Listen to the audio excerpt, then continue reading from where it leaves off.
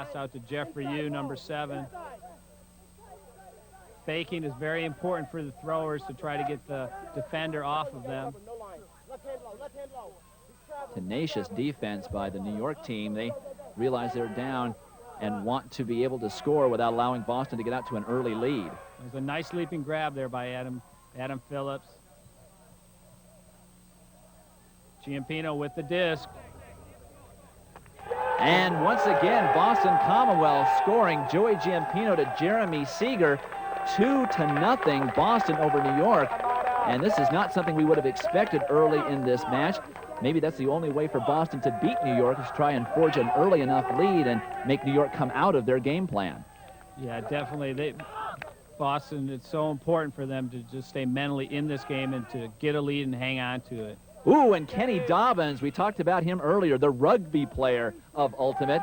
A diving catch there to keep this offense alive for New York, New York. We see Bob DeMann with the disc. He's in the forehand throwing position, one of the 2 main throws in Ultimate. You can throw a forehand or backhand, similar in tennis. We see Gewurz 5 yards out from scoring. He has a man open. He doesn't hit him. He's looking here for Dobbins. Dobbins streaking in the corner of the end zone, comes down with 1 foot, which is all he needs, and New York finally scores. In the replay, we see Gewurz go to Dobbins. The Boston defender tries to lay out. We see Dobbins keep 1 foot in for a legal goal. Ultimately, you just need 1 foot in to count for a goal. And score. Boston Commonwealth 2, New York 1. This program is sponsored in part by Bic Twin Select Shavers, the shavers designed with your face in mind. A twin blade from Bic? What's in it for me? I'm a big man. Big man. This is new? A twin for normal skin and a twin for sensitive, right? I'm a big man. Yeah, well, I'm a sensitive guy. So I tried it. Big man. It was good. It was great. A new Bic Twin Select. Normal, sensitive. It really blew me away. You made a big man out of me. Big man. Big man.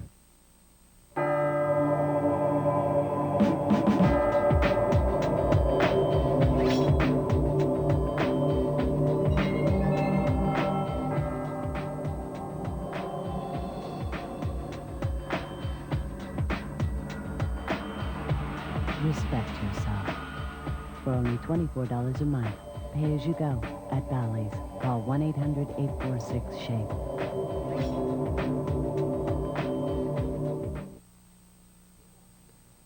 And on the sidelines here in Del Mar, well, you will always find her, Patty Dobbins, mother of Ken Dobbins. And Mark, she's at all the tournaments, isn't she? Yeah, she's unbelievable, Dwight. She's been to Europe with them for the World Championships, Colorado. Wherever their team goes, she is there making sandwiches, Gatorade, fruit.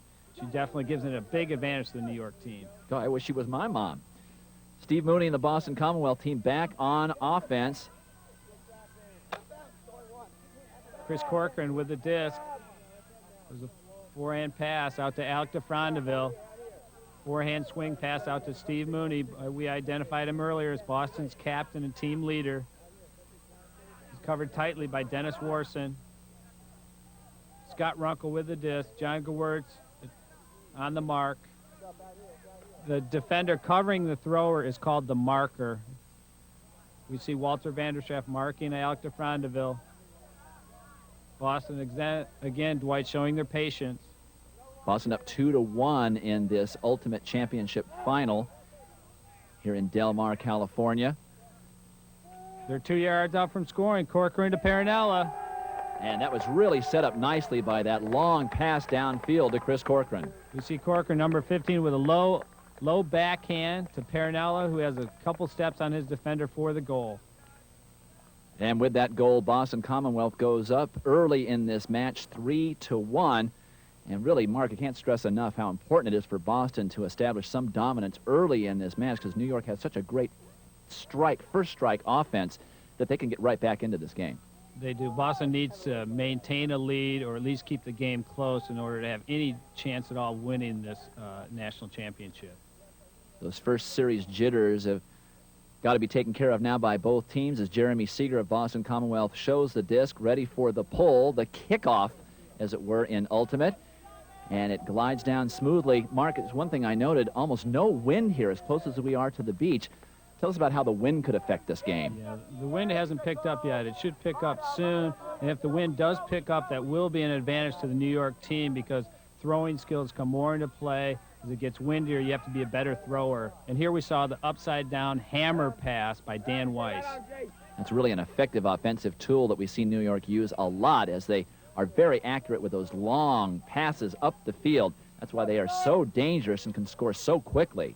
And boy, just as we say, New York in 4 passes tightens this match up 3-2. In the replay, we see number 22, Nevins, go to number 7, Cream Basta. Jeff Williams with a layout block bid, not quite enough.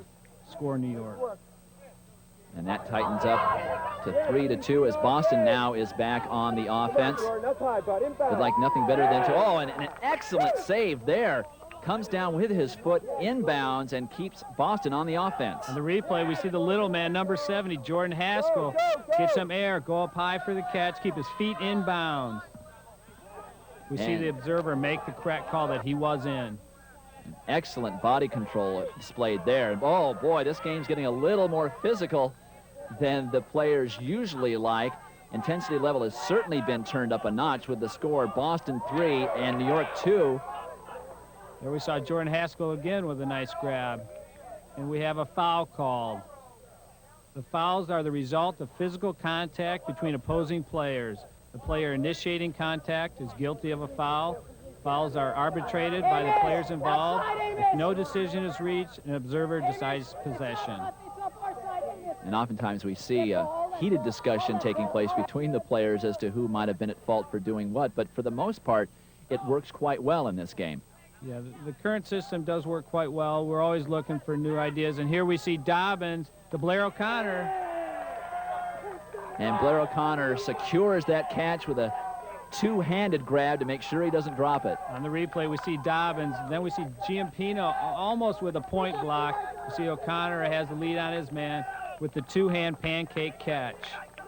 O'Connor, one of New York's top defensive players, here catching a goal. And New York tying up the score early in this first half of this 1992 championship final. Boston 4, New York 4, with Boston Commonwealth back on offense, deliberately working the disc up the field. Chris Corcoran with the disc, faking backhand, throws a low backhand to Alter Fondeville, tries to throw a deep one, stopped by Blair O'Connor. Floating backhand, knocked down by Matt White. And a dangerous pass, and Boston's first turnover, very deep in its own territory. Now New York transitioning back onto offense. The hammer pass is faked. John Gewirtz with the disc, fakes, upside down hammer pass to Dave Blau for the goal. Gewirtz to Blau, and New York takes its first lead of this championship final, 5-4. The scoring came more quickly as the first half progressed. Let's take a look at some highlights of scores by both clubs.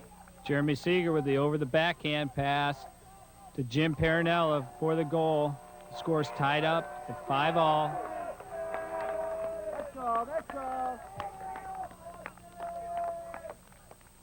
Parinella all over the field the entire morning. 5-5, Boston and New York. Nick and Tuck the entire first half. Kareem Basta looking in the end zone with another high backhand pass. Dobbins wide open. Number 44 catches another goal. Dobbins showing why he is so effective. He has such a quick start. He can get distance on his man in a split second and allows that floating pass to work on an end zone play. Dobbins is very quick out of the blocks. He can make one juke and then he's open. He's virtually unstoppable. Ted Van Zandt, tall left-handed 6'3" player. We see him stretch as wide as he can with that backhand to Giampino. And the spike for Boston as they tie the score at 6-all. This program is sponsored by Maniac, designers of a unique line of durable and fashionable clothing that keep up with an active and social lifestyle. The parquet floor, the 16 championship banners. It's all part of what makes Boston Garden so special. Sports Channel and your New England Napa Auto Parts stores want to give you a chance to see the Boston Celtics play in this historic building. Stop by your participating New England Napa Auto Parts store and register to win a pair of Celtics tickets. One pair of tickets will be awarded each month to a lucky fan selected from all entries received. Register today for your chance to win a pair of Celtics tickets from your friends at Sports Channel and New England Napa Auto Parts stores. No purchase is necessary to enter. I come down, I shoot a jump shot from 25 feet. They call me Ack-Ack, Cinemax, Showtime. Can stay in the air for 2 or 3 seconds, make a move, spin in the air. Hot fudge, fudgy love, Nightmare on Elm Street. In New York City, we're pretty much known for talking the most junk on the whole planet. Everybody know I can dribble the ball through rush hour subway and not get the ball stolen. Everybody knows I'm going left, but nobody in the whole city has stopped me yet. I shot a jump shot from your house and it went in right over there. That's range, baby. Back in Del Mar, California for more first-half action in this Ultimate National Championships. Boston Commonwealth and New York deadlocked at 6 goals apiece as New York prepares to go on offense. Dan Weiss with the disc, veteran New York player, backhand pass to Juano Flores, number 45. He sees Bob the man streaking deep. He's going to try to reel it in. He's got it. Great grab. On the replay, we see DeMann, one of New York's tall players, streaking deep, keeping an eye on the disc, going down with 2 hands to make the catch.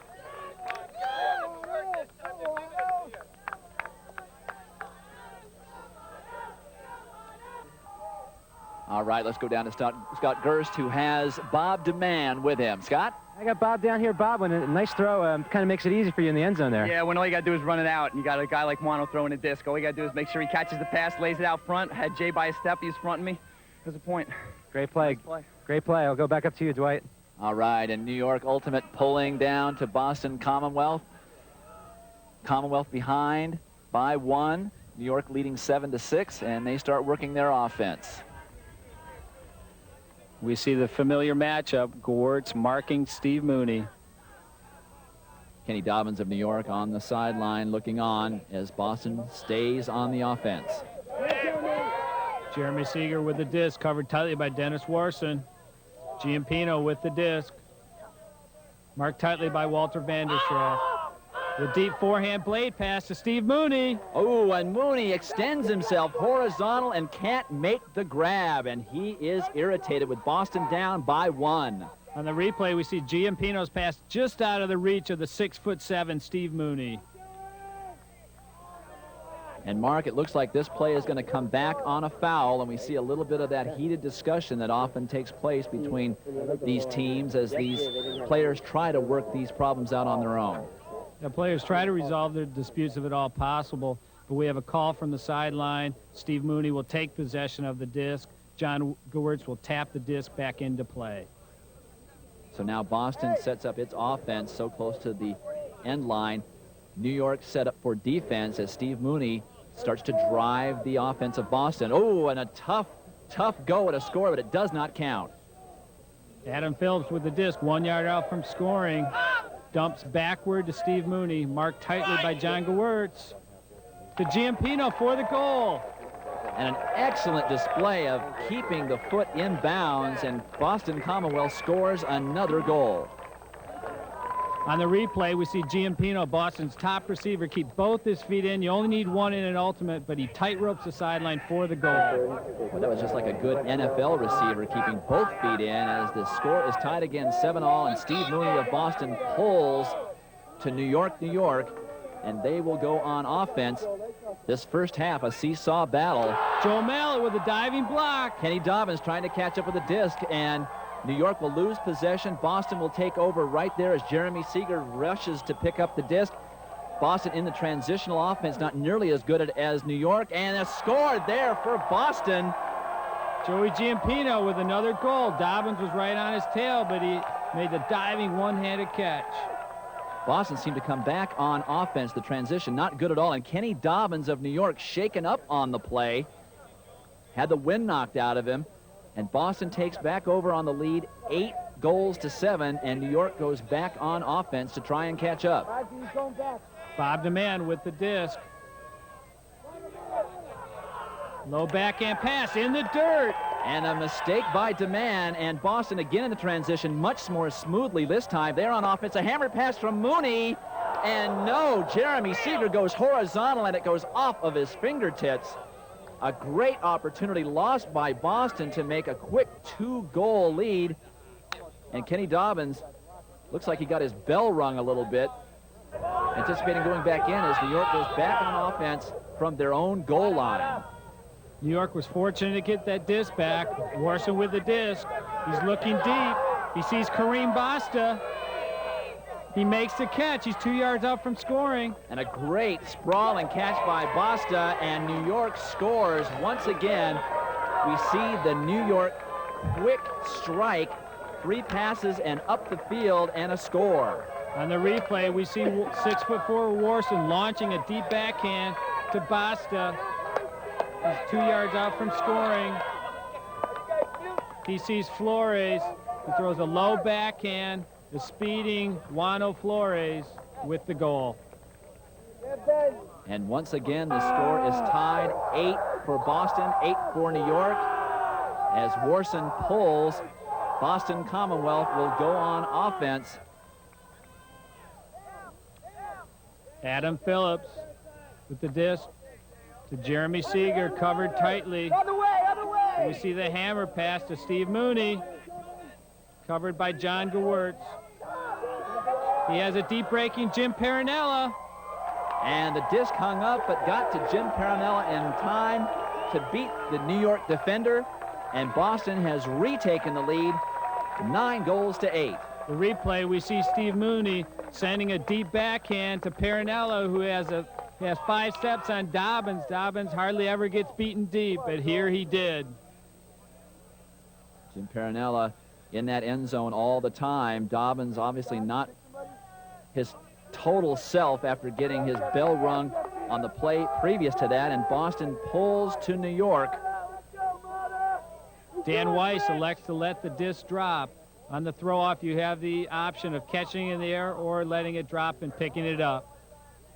Covered tightly by Jeff Williams.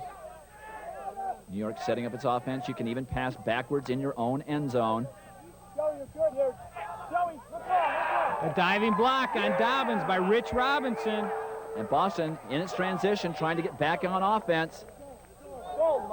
They have a chance to go up 2. Scores now 9-8. And they don't get the advantage of that transition, that fast break, but they're so close to New York's goal. Jeremy Seeger. Adam Phillips, 2 yards out. To Joey Giampino. And Boston 1 goal from halftime, and New York calls timeout. But the real problem is definitely we're off. Everybody knows the edge isn't there, okay? Time out here because we got nothing to lose by burning it. But basically down 2, got to put this in and got to get the edge. Got to get the edge, okay? Got to get the edge, Kenny Dobbins was saying. What is it about the way that New York is playing right now that they're not on their edge? They're just real flat right now, Dwight. I think this morning game, they need to get up. They don't have the edge that they usually have on Boston. Their intensity is not what he wants it to be. And New York on offense, down 10-8. Hacking foul there as the players work it out. Joel Mallett marking Mike Nevins. He will tap the disc back into play. Boston has a 10-8 lead. If they score this next goal, they will go into halftime with an 11-8 lead. Now, what should New York's strategy be here? Try to get the quick strike or try to work the disc up the field and get a sure goal so they can close the gap? Well, we know New York, what they like to do. They like to attack whenever they can, but here they are showing patience that we have not seen from them throughout this game. They know the importance of this goal. They're going to take their time. Dobbins almost demanding he touch the disc every couple of passes, like a point guard working the basketball up the floor and calling for the play. Haven't seen this kind of slow play on the part of New York on offense the entire half. See Dave Blau to Dobbins. He sees Juan Flores going deep. He sends a forehand. And goal. Flores reels it in 1 step from the end of the end zone. Kenny Dobbins, after being so patient, flicks one long. And on this replay, we see Dobbins. He's got a clear forehand path deep to Juano Flores, who has 2-3 steps on Rich Robinson. A perfect pass by Dobbins. Juano Flores does not even have to break stride on this. He's going to grab out with one hand for the goal to make it 10-9.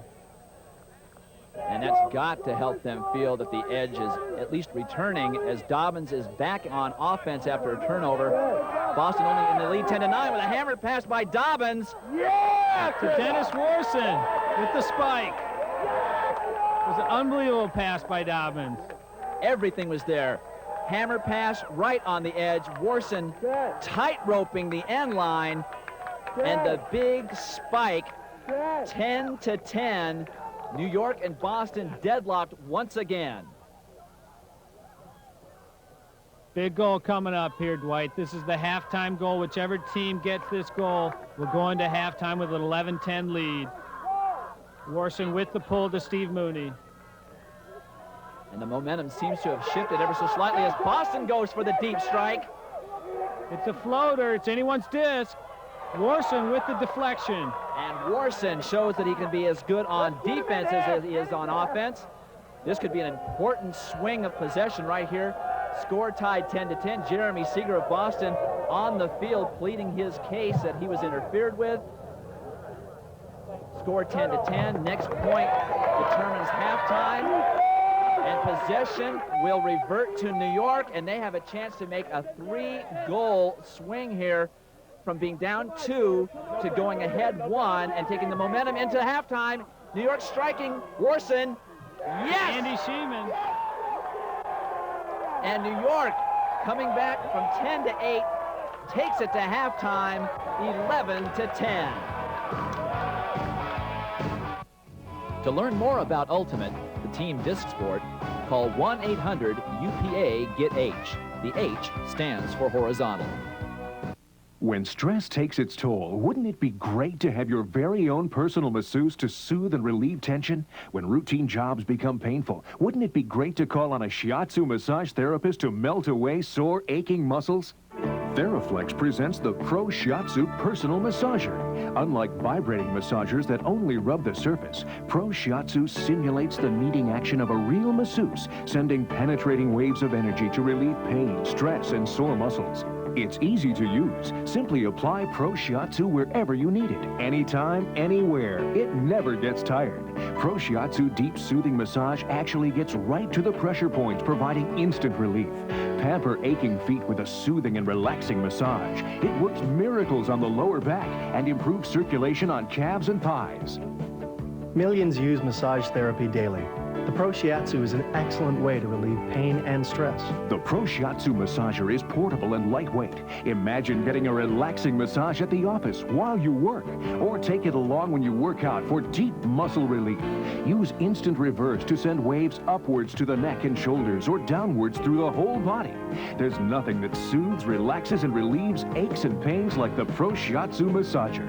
Now you can enjoy the luxury of a massage in the comfort and privacy of your own home at a price you can afford. A professional masseuse can charge up to $50 per hour, and catalogs have advertised similar units for as much as $200. Now you can order the Pro Shiatsu massager at the special price of 3 easy payments of $33. Remember, this unit is not sold in stores, so don't delay. Order now. For rush delivery, call 1-800-847-9800 or send $99 plus $12 shipping to Pro Shiatsu, P.O. Box 667, Department Number 246, Georgetown, Connecticut to receive yours. Order now. Call 1-800-847-9800. That's 1-800-847-9800. We're here at halftime of the 1992 UPA National Ultimate Championships, and we've had the type of tight match we expected to see, with New York Ultimate leading 11-10 over Boston Commonwealth. These teams have battled all week long, a 4-day tournament, a single elimination tournament that sees 35 total teams participating. Also men's and women's masters teams. And speaking of women's, we also had an exciting women's final, and let's go to those highlights right now. And the women's final pitted intense rivals, Bay Area Maniacs in the black shirts and blue shorts against Boston's Lady Godiva. And unlike the men's Boston team, This Lady Godiva team is a quick strike threat, but here you see the deliberate Bay Area Maniacs scoring on a long bomb. Sue Berry, one of Maniac's captains, catches the goal. As Dwight said earlier, this was a repeat of last year's final, which Lady Godiva won in a hotly contested game, 1918. This is Lady Godiva's fifth appearance in the national championship final in their 6-year existence as a team. And Mark, these Lady Ultimate players play the game no less intensely than the men, do they? No, these replays show that they lay it out, they get horizontal, they go for everything.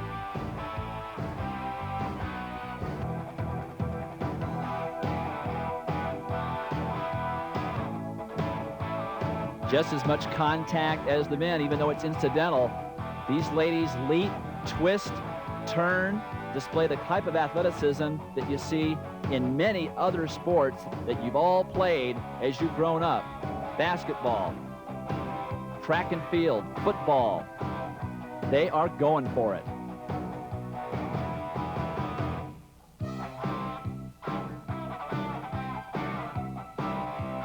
The Maniacs have previously won the Nationals in 1990 in Florida. They're looking to capture their second championship. The bumps and bruises are just as real in ladies ultimate as they are in the men's game. And when number 13, Sue Berry, passed to number 32, Chris Wagner, the Maniacs were champions once more.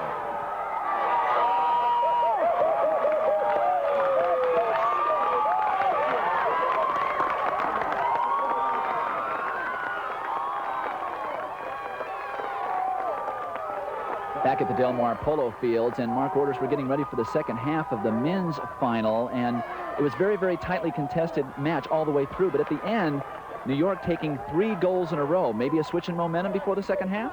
Without question, Dwight. New York has the momentum in their hands right now. They will receive the pull to start the second half, so the momentum has shifted.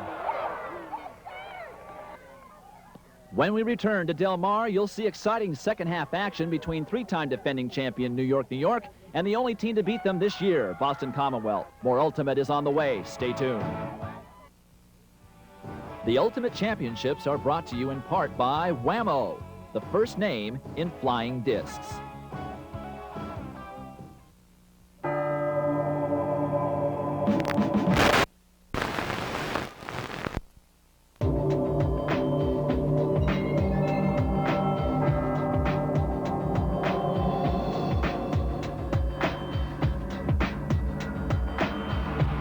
Respect yourself. For only $24 a month, pay as you go at Bally's. Call 1-800-846-SHAPE. A twin blade from Bic? What's in it for me? I'm a big man. Big man. This is new? A twin for normal skin and a twin for sensitive, right? I'm a big man. Yeah, well, I'm a sensitive guy. So I tried it. Big man. It was good. It was great. A new Bic Twin Select. Normal, sensitive. It really blew me away. You made a big man out of me.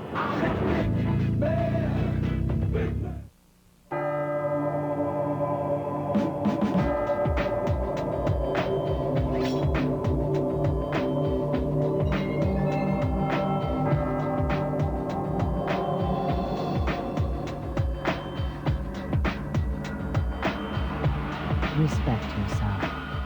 For only $24 a month, pay as you go at Bally's. Call 1-800-846-SHAPE.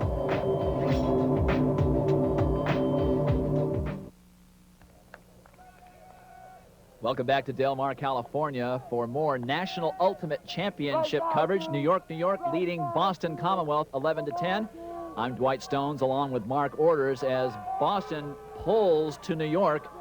Kenny Dobbins of New York lets the disc fall in his end zone, and he'll begin New York's offense at that point. Boston defense slow getting down. Joel Mallett covering Dobbins. Demand with a floating backhand up the line to Dobbins. New York with that 11-10 lead. They've scored 3 goals in a row. New York with the momentum, scoring 3 goals at the end of the first half. Now on offense, trying to extend the lead. Brotman with the disc, 5 yards out from scoring. He's got Dobbins in his sights. Forehand to Dobbins. He vaults in. He looks to the observer. Goal. Observer says, yes, you got in while your momentum was carrying you through the air. Kenny Dobbins right there. Terrific body control. We've been seeing it all afternoon from Kenny Dobbins. And New York goes up 12-10. That's 4 consecutive unanswered goals for New York as Dennis Warson gets set to pull the disc to Boston to see if they can respond in this, what will be their first possession of the second half. Boston needs to answer immediately, Dwight. With New York's 4-goal run, they need to score here to show that they're not going to let New York just blow them out. Is there any chance that Boston sort of took it easy at the end of the first half with that couple-goal lead, and then New York just stormed back to close the half? I don't think so. I think Boston, they know the explosive capabilities of this New York team. New York they take advantage of any turnover and capitalize. And another foul has been called. There are a couple of the observers that this decision is having to go to. Players cannot work it out themselves. There are 6 total observers that will intervene only when the players themselves cannot resolve whatever the violation is. And now they're trying to figure out exactly when the disc will be checked back in. And Steve Mooney for Boston and John Gewirtz, the smaller of the two, from New York, as Boston is now on the offense again. Jeremy Seeger passing off to his Boston teammates, trying to work this disc up the field, knowing that they are starting to squander the lead that they had at the end of the first half, and if they don't stop the bleeding soon, New York is certainly capable of going on a streak.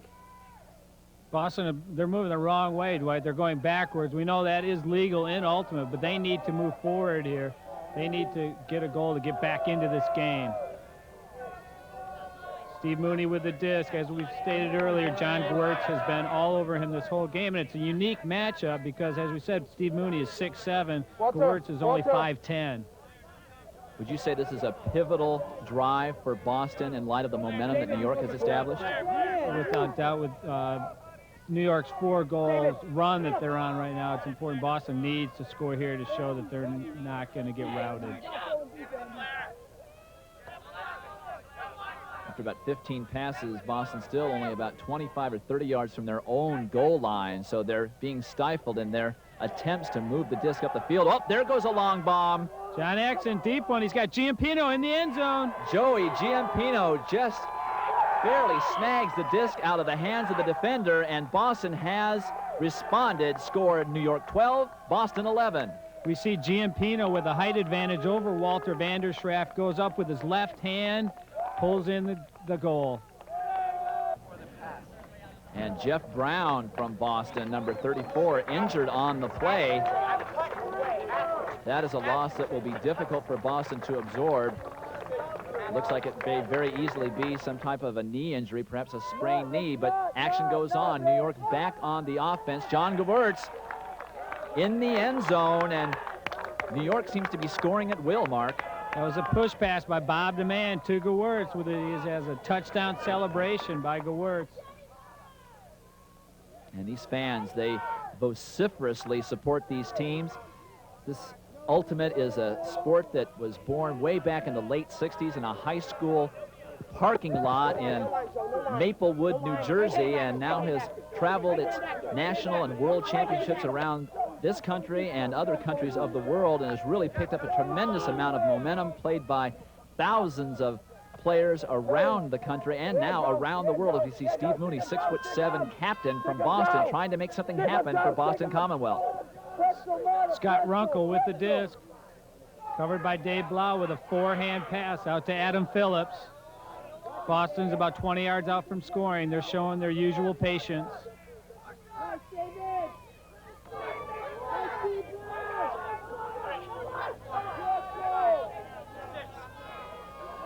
Oh, and a great defensive play there and a turnover. Possession will translate back to New York, and already it's a bomb deep. Yes! A score by Dave Blau, number 10.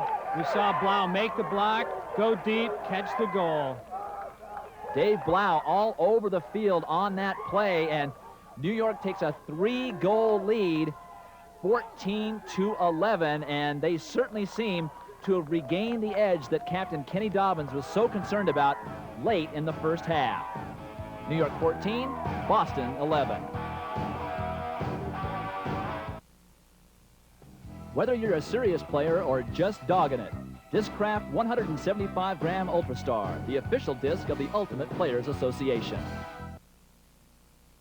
I come down, I shoot a jump shot from 25 feet. They call me Ack-Ack, Cinemax, Showtime. Can stay in the air for 2 or 3 seconds, make a move, spin in the air. Hot fudge, fudgy love, Nightmare on Elm Street. In New York City, we're pretty much known for talking the most junk on the whole planet. Everybody know I can dribble the ball through rush hour subway and not get the ball stolen. Everybody knows I'm going left, but nobody in the whole city has stopped me yet. I shot a jump shot from your house and it went in right over there. That's range, baby. Another exciting season of Holy Cross basketball is underway. Head coach George Blaney and the highly touted Crusaders will host some of the best teams in the East, including old rivals Boston College, Fordham, and Dartmouth, along with Northwestern, Rutgers, and Lehigh.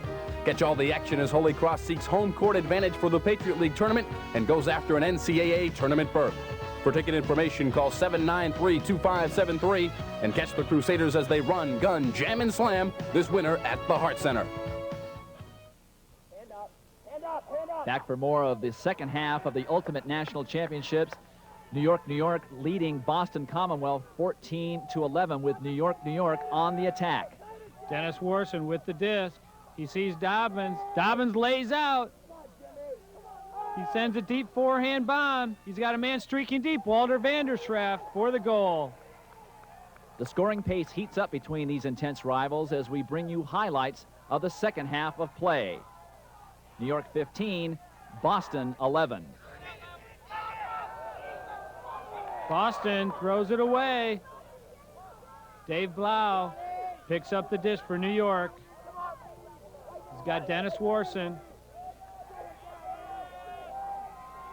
And Warson sees Andy Sheeman in the end zone for the goal. New York 16, pulling away from Boston Commonwealth 11. Blau with another block. Vanderschaft on his own goal line. Looking for a receiver in the end zone. He waits for the marker to get off of him, and he hits a wide open Mike Nevins for the goal. Boston losing its grip on a game they once had well in hand. New York 17, Boston 11. 4 unanswered goals. John Gewirtz with a layout block.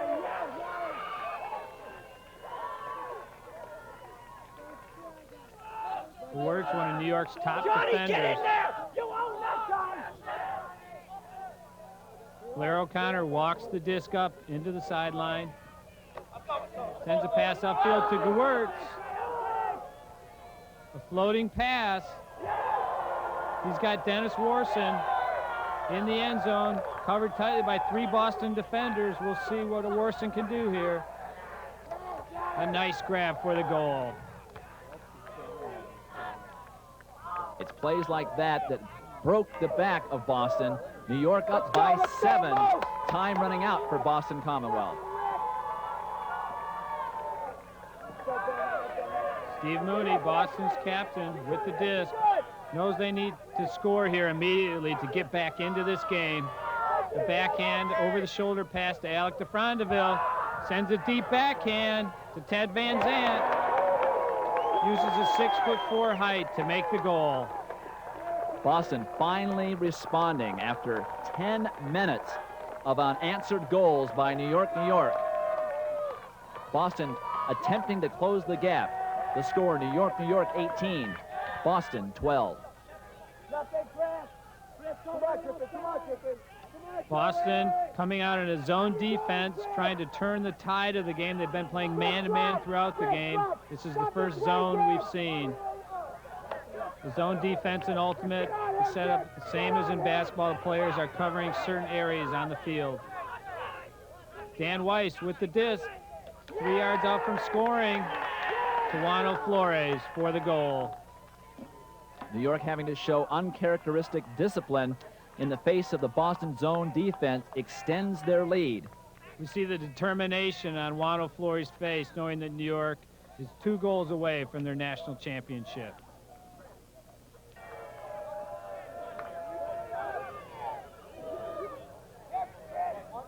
Warson looking, his receiver cut the wrong way. He threw it in the dirt.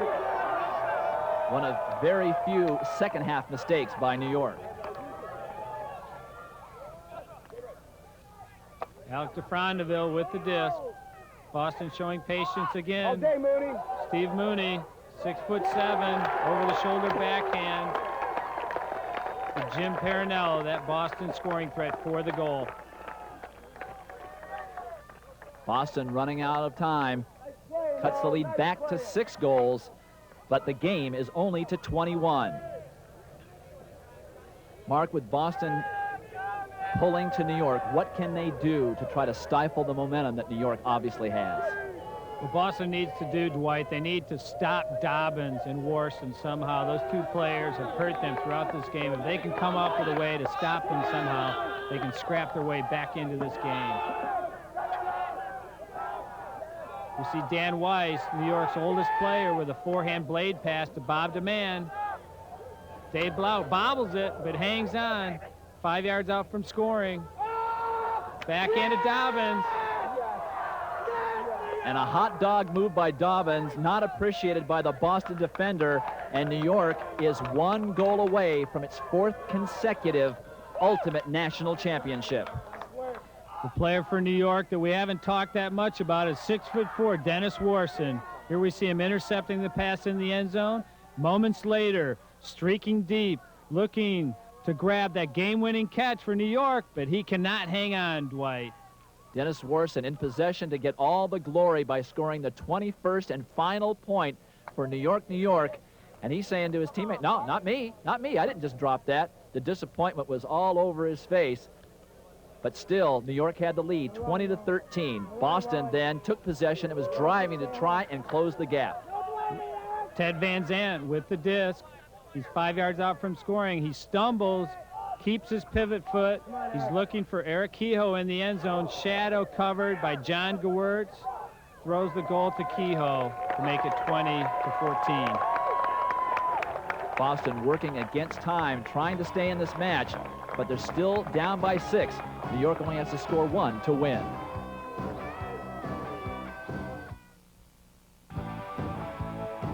Spirited, functional clothing for the outdoors. For a free catalog, call 1-800-638-6464. If you're a true Elvis fan, then you don't want to miss this fantastic opportunity. This is the first time that an authentic Elvis commemorative stamp collection has ever been offered. It will only be available while supplies last, so act quickly. Each stamp is a unique journey back in time with the King. Beautifully detailed artist illustrations of Elvis during his early years. The 9 stamps in this special series are a limited edition from the Caribbean island of St. Vincent. At only $12.95, they're not available at any store or even the post office. This makes a perfect gift idea for all music lovers. So keep the memory of Elvis alive with this truly special offer and valuable collectible. So call now. Have your checkbook or credit card ready and call 1-800-841-0300 to receive your set of Elvis stamps. Or send check or money order for $12.95 plus $3.50 shipping and handling to Post Office Box 4670, Omaha, Nebraska 68104. That's 1-800-841-0300. Boston's Joel Mallett with the pull. They're staying with Joel. They've scored 2 consecutive goals with him pulling. Dan Weiss for New York is going to just let it drop. Take a look and see what Boston's setup is going to be. New York has the possession of the disc. They could end the whole thing right here. They need to execute cleanly. John Gewirtz going for it to Bob DeMann. Oh, there's some definite non-incidental contact on that particular play.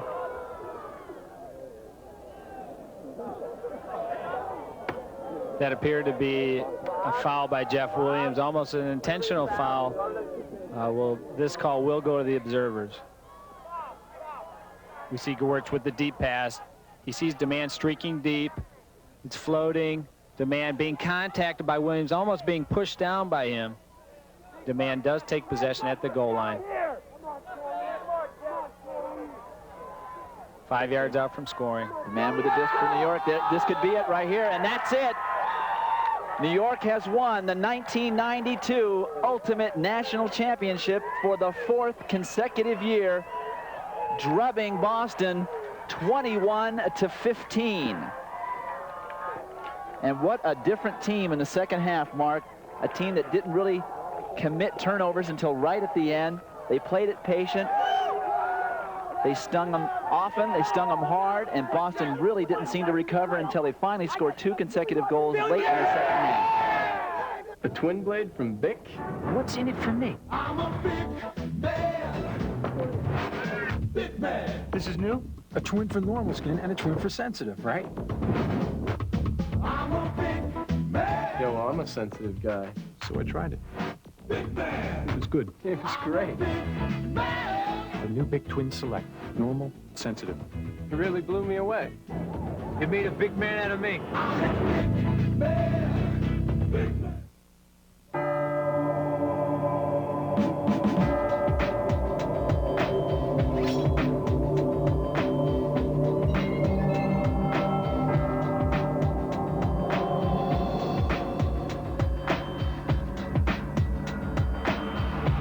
Respect yourself. For only $24 a month, pay as you go at Bally's. Call 1-800-846-SHAKE. A twin blade from Bic? What's in it for me? I'm a big man. Big man. This is new? A twin for normal skin and a twin for sensitive, right? I'm a big man. Yo, I'm a sensitive guy. So I tried it. Big man. It was good. It was great. A new Bic Twin Select. Normal, sensitive. It really blew me away. You made a big man out of me.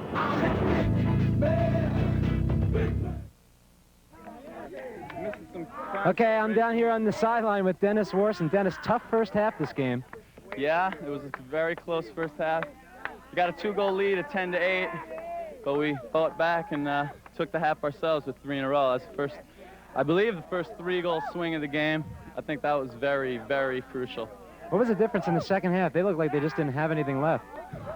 Well, again, I think maybe the fact that we took the half and they thought they were going to do it maybe took a little bit of the wind out of their sails, and I don't know what to say. We just didn't let up, and we just did it. I'm really happy. You disappointed you dropped the game winner? Ah, I'm so disappointed.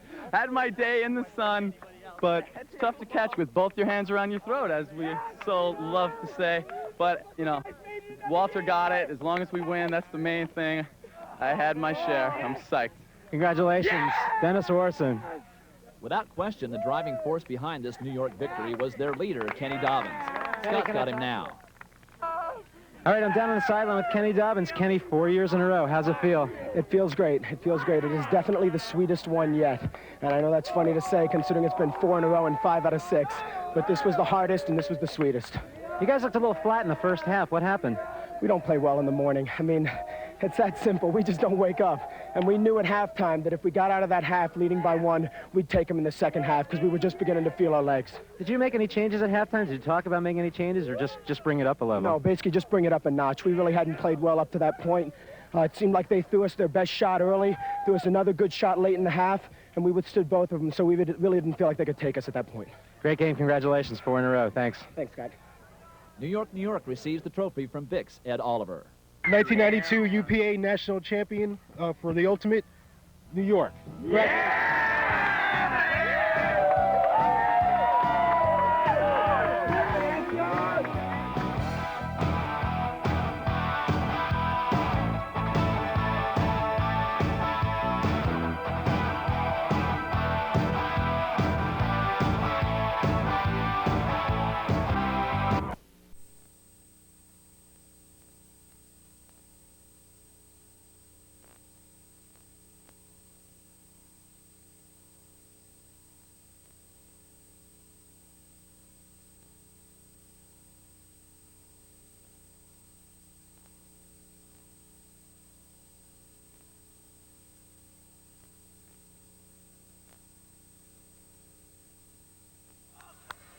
So New York Ultimate has won the flip and have chosen to pull to Boston Commonwealth. For those who are uninitiated, pull is the same as kickoff in football, and it's a good long pull deep into Boston's end zone.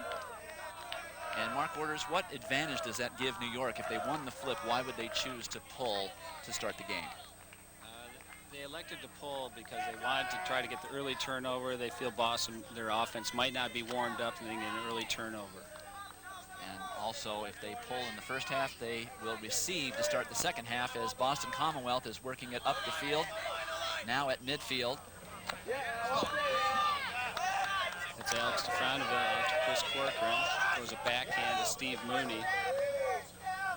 It's covered tightly by Dennis Warson, two left-handed players.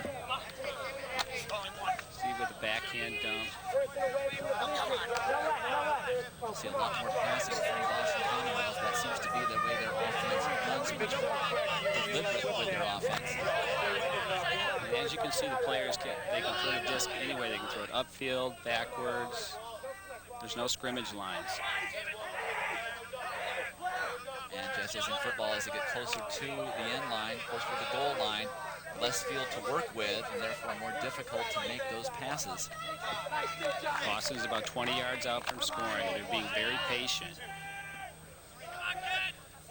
This is a repeat final of last year's national championships. And there's a turnover right away, and that's the type of thing that Boston has to avoid throughout this game. Dwight, I believe we have a foul call. Foul on the throw. So the players work it out amongst themselves, as we discussed earlier, and now Boston retains possession and will continue. Forehand lead to number 25. And there's a goal for Boston Commonwealth. And they draw first blood. Very important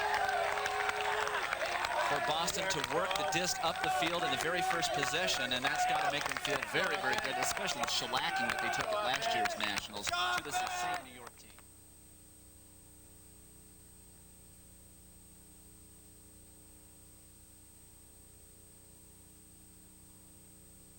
And Jeremy Seeger of Boston Commonwealth will pull to New York. It looks like it's going to go out of bounds. So that means when the pull goes out of bounds, 0-0, Dan Weiss will walk the disc into the center of the field, a spot 10 yards up from the goal line. So New York will start out initially with a little bit better field position, and watch the difference in offensive philosophy that New York has. That was Dan Weiss with the upside-down overhead pass. Took Boston 17 passes to score on that first possession, which is less than their average. Now look at New York, only 5 yards from the goal with only 4 passes so far. Bob DeMann with the disc, marked by Jeremy Seeger. He needs a cutback. Kareem Boston with the disc. They're 5 yards from scoring. And Mark, isn't it true that the good teams score 90% of the time from within 10 yards, do they not? And there's a takeaway turnover by Boston Commonwealth, and that's a big shift of momentum for Boston. New York used to scoring at will, especially early in the game, and Boston Commonwealth will take over possession deep in New York's territory.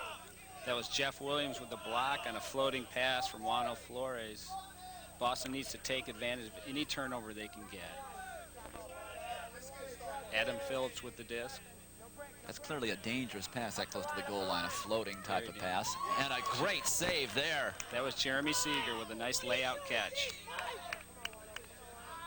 Sometimes referred to as the ultimate move in Ultimate, to be totally horizontal to the ground, making a catch. Boston is willing to work here. They're very patient. Jeremy Seeger, who we'll see today, is one of Boston's top players with the disc.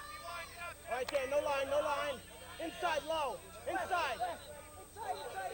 Jeffrey Yu with the disc. Boston, as we can see, will station a player behind the disc as a safety valve if the stall count gets up high. As we mentioned, sorry to interrupt you, but 10 seconds the players are allowed to hold the disc, and the players themselves actually count the 10 seconds. That was a great catch by Adam Phillips. Joey Giampino to Jeremy Seeger. And a score for Boston Commonwealth, and they go up 2-0.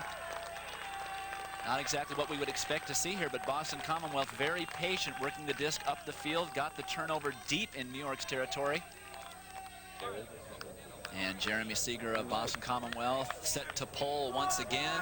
Boston Commonwealth leading New York Ultimate 2-0 early in the 1992 Ultimate National Championships. And that goes out of bounds once again. Mark, give us an update on the substitution situation in Ultimate.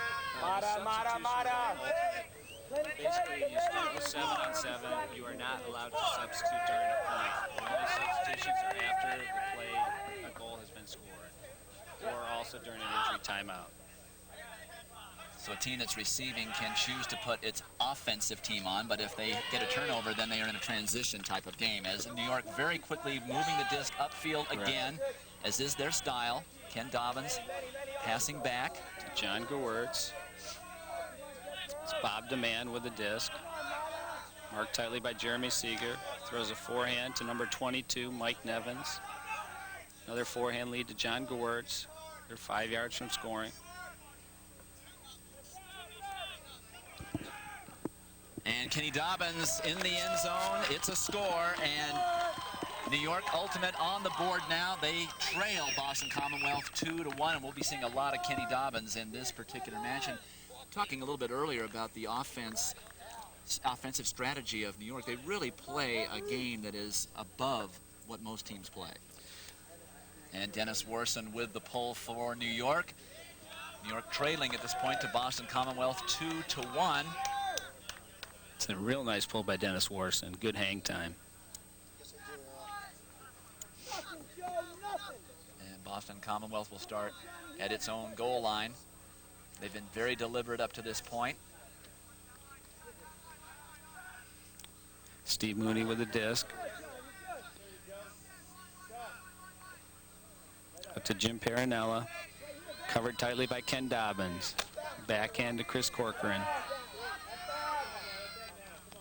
Now your momentum can take you out of bounds. You must catch the disc with 1 foot inbounds, however. Correct. That's just same as in college football. When a receiver makes a catch, they just need to have 1 foot in bounds.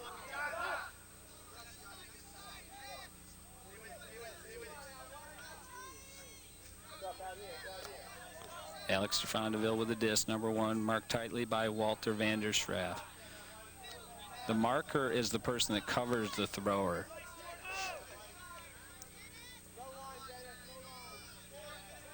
Boston's about 30 yards out from scoring. Steve Mooney, Alex Stefandeville out to Chris Corcoran. He's about 2 yards out from scoring. And Boston Commonwealth scores its 3rd goal, being very deliberate around the midfield area, and then a very quick offensive attack over to the right corner. And they go up 3-1. And what a contrast in styles between the offense of Boston Commonwealth versus New York Ultimate. All right, Jeremy Seeger of Boston Commonwealth getting ready to pull again, and there's a chance that Jeremy Seeger is purposely pulling out of bounds in order to stifle any momentum that New York might have right off the pull. But this time he pulls it inbounds, so much for that idea, as they let it float into the end zone. Dan Weiss, 0-0 for New York, walks the disc up. He's the oldest player on New York's team. He's 36 years old. He has the disc in the forehand throw. He throws an upside-down hammer to Bob DeMann. And in one pass, they eat up half of the distance of the field. Number 45, Juano Flores with the disc. He throws a backhand lead to Mike Nevins. They're 5 yard outs and scoring. And they score with 4 passes. So typical of New York Ultimate as they close the gap to 3-2. They trail Boston Commonwealth. And really just a classic offensive set for New York Ultimate. Yeah, we can't see anything. Have you ever seen anything? No, we've seen nothing. We do not even know that it works. Dennis Warson with the pull.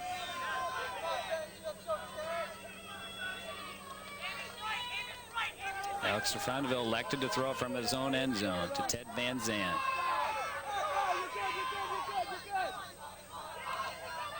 Backhand to Jim Perinella, covered by Ken Dobbins, who throws a forehand. Nice leaping grab. And just stays in bounds. A potential turnover there, but saved nicely. Boston Commonwealth still controls the disc.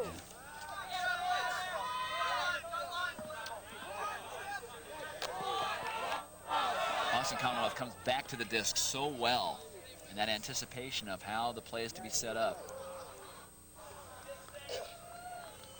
We have a travel call back.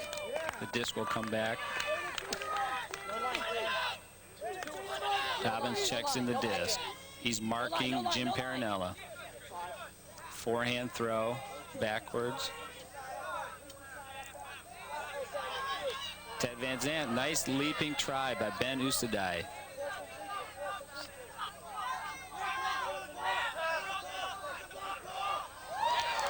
Boy, he's coming up with some, number 70 for Boston is coming up with some great catches. Jordan Haskell.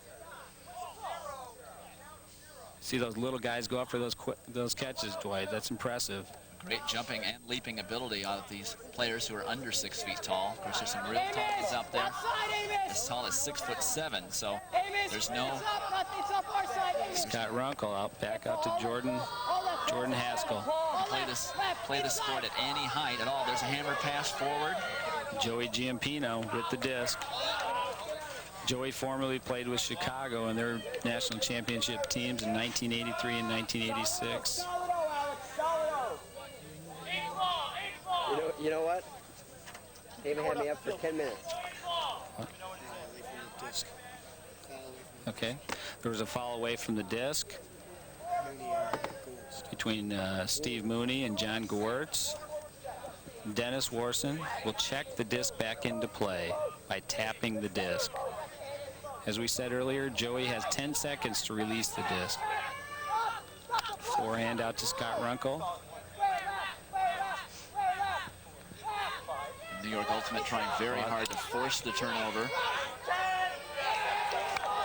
It's a very dangerous pass and score for Boston Commonwealth. We have he was stalled out on that, Dwight. He did not release it in 10 seconds, so it's a turnover. New York takes possession. As you mentioned earlier, Take them for a ride. They're tired. Joey Giampino checks into Kenny Dobbins. Yeah, Ken. John Gewirtz with the disc. Back to Dobbins, number 44. As we said earlier, he's one of the biggest impact players in Ultimate. Nice grab by Dennis Warson. They're 2 yards out from scoring. Ben Usadi with the disc, number 2. This is to tie the game up. Outlets to Dobbins. We have a foul call in the end zone. The disc will stay with Ken Dobbins. 100%. and once again we see how difficult it is to score within that 10 yards of the end zone. 14 players in a very small space, even though the end zone is 25 yards deep. No chance for those bombs that you can toss from midfield. Dobbins with the disc. 2 yards out from scoring. Backhand. Blair O'Connor with the goal. And that will tie it up. 3 goals apiece as New York has evened things with Boston Commonwealth. A critical turnover for Boston Commonwealth earlier in that exchange. Walter Vanderschraff set to pull for New York Ultimate. Pulls into the end zone of Boston Commonwealth. The score tied 3-3. As we stated earlier, Dwight, this game will be played to 21. Halftime will be the first team to get to 11. And both teams have already agreed to an 8-minute halftime. So not much rest for these athletes, but as you said, they have large squads and they're able to substitute between pulls or during an injury timeout so they can stay reasonably fresh. And most teams will. They'll put in an offensive team when they're going to receive the pull and their best defensive players when they're going to be pulling the disc.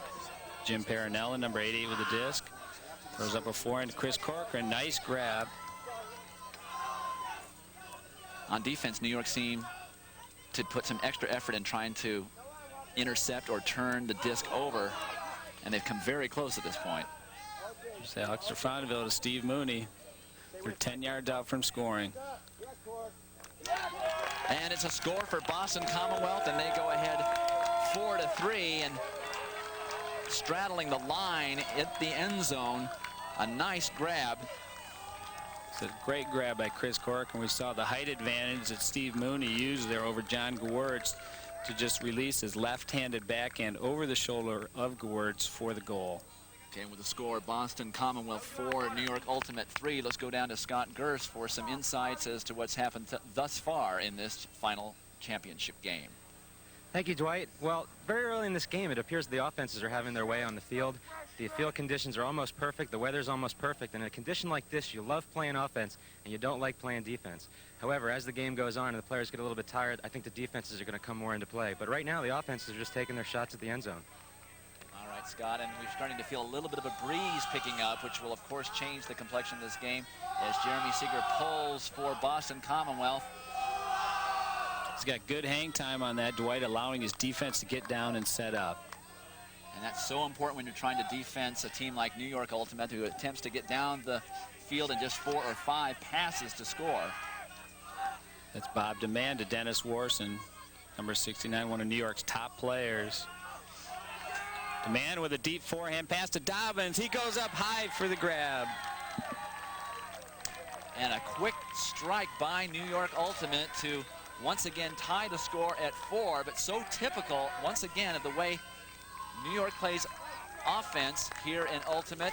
Just 4 or 5 passes average to get the disc up the field for the score, and a risky pass there, but a great offensive execution for New York. That was a risky pass by Demand, but as we said, New York is not afraid to take chances, especially when they go to Dobbins in the end zone. They feel that he will come up with that catch for them.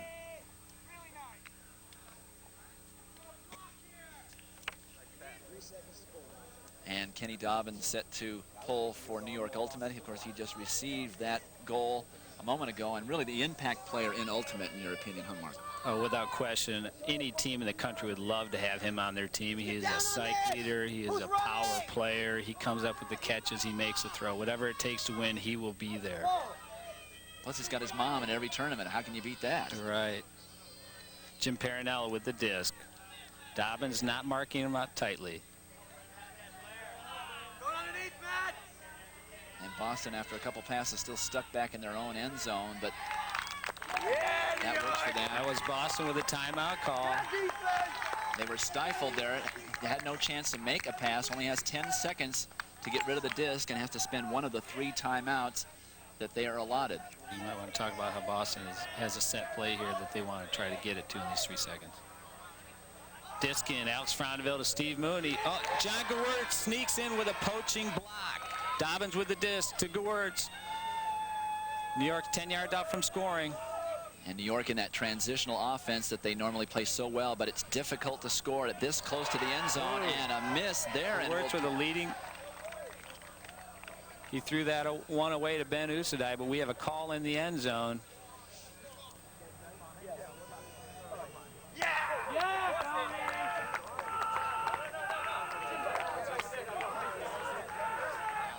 Okay, now we're back.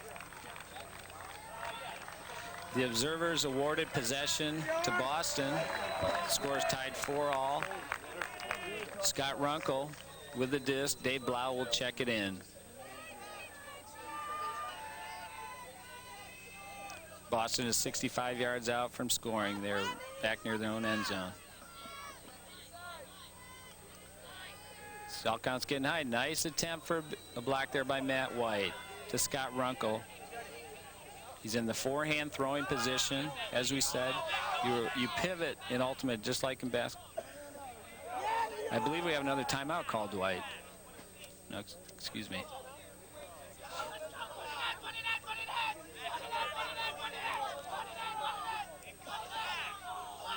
Oh, man, this is killing us. This is absolutely killing us.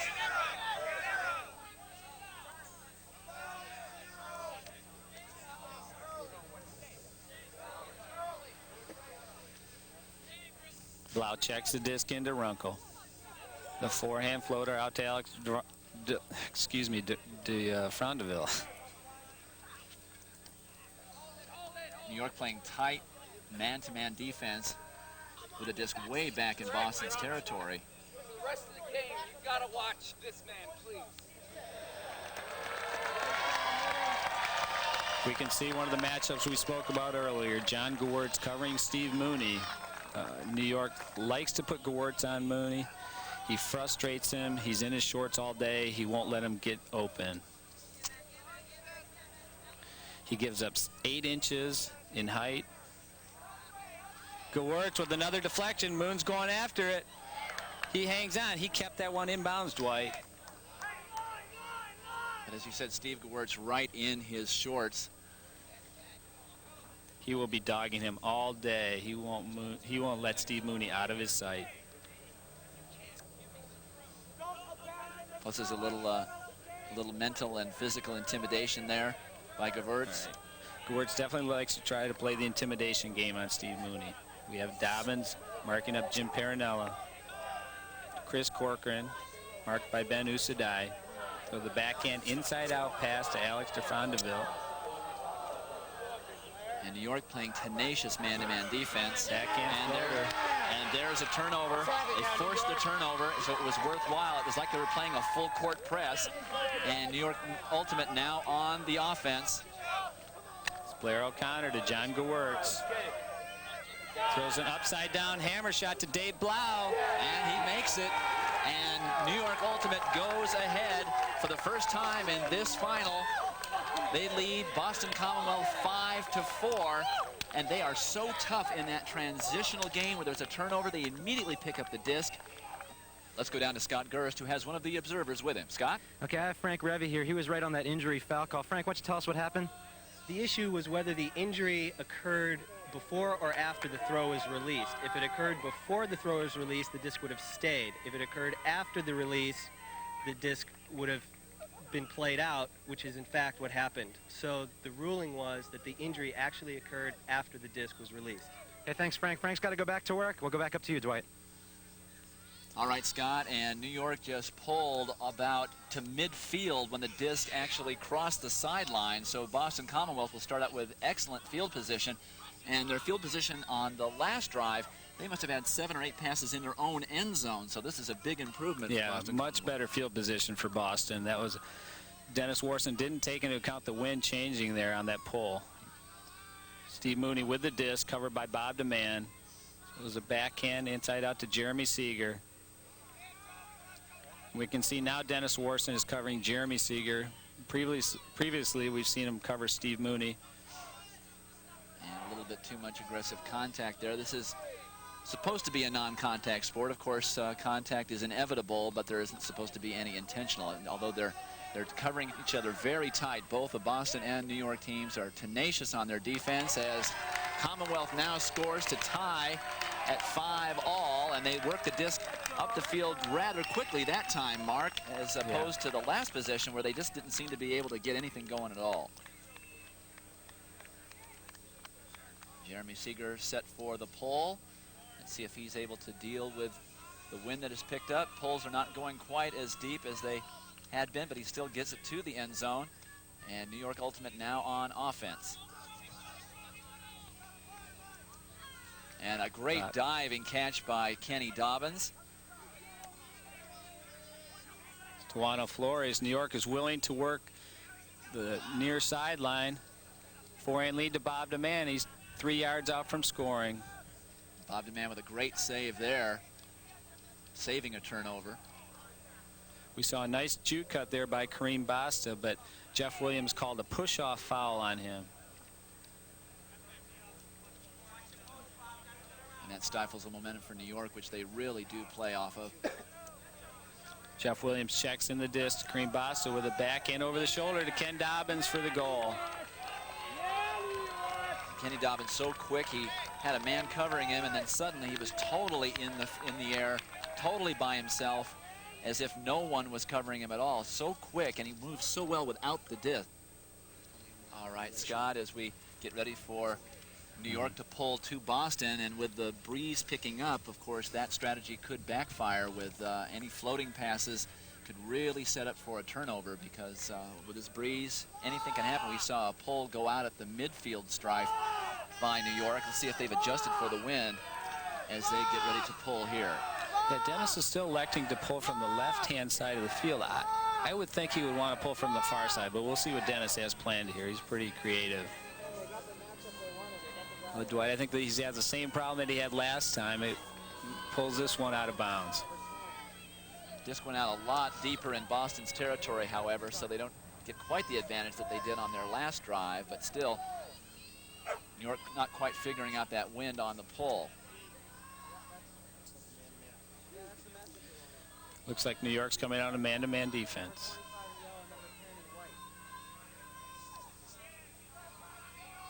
Boston with the disc. Jim Perinella cutting back hard. Covered by Walter Vanderschaft. Nice defensive play by Dave Blau, but I believe it's going to be called back.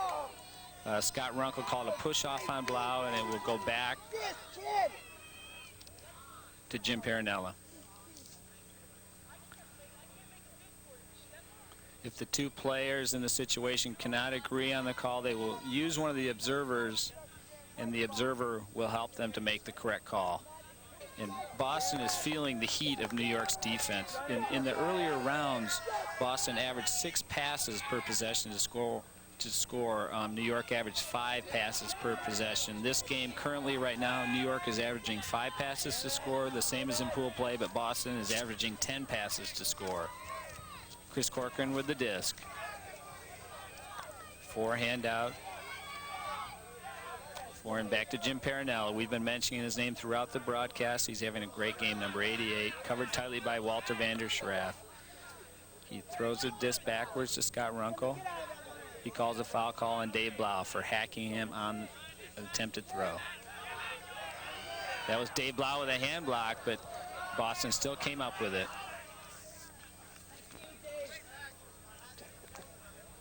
It's number 66, Dennis McCarthy.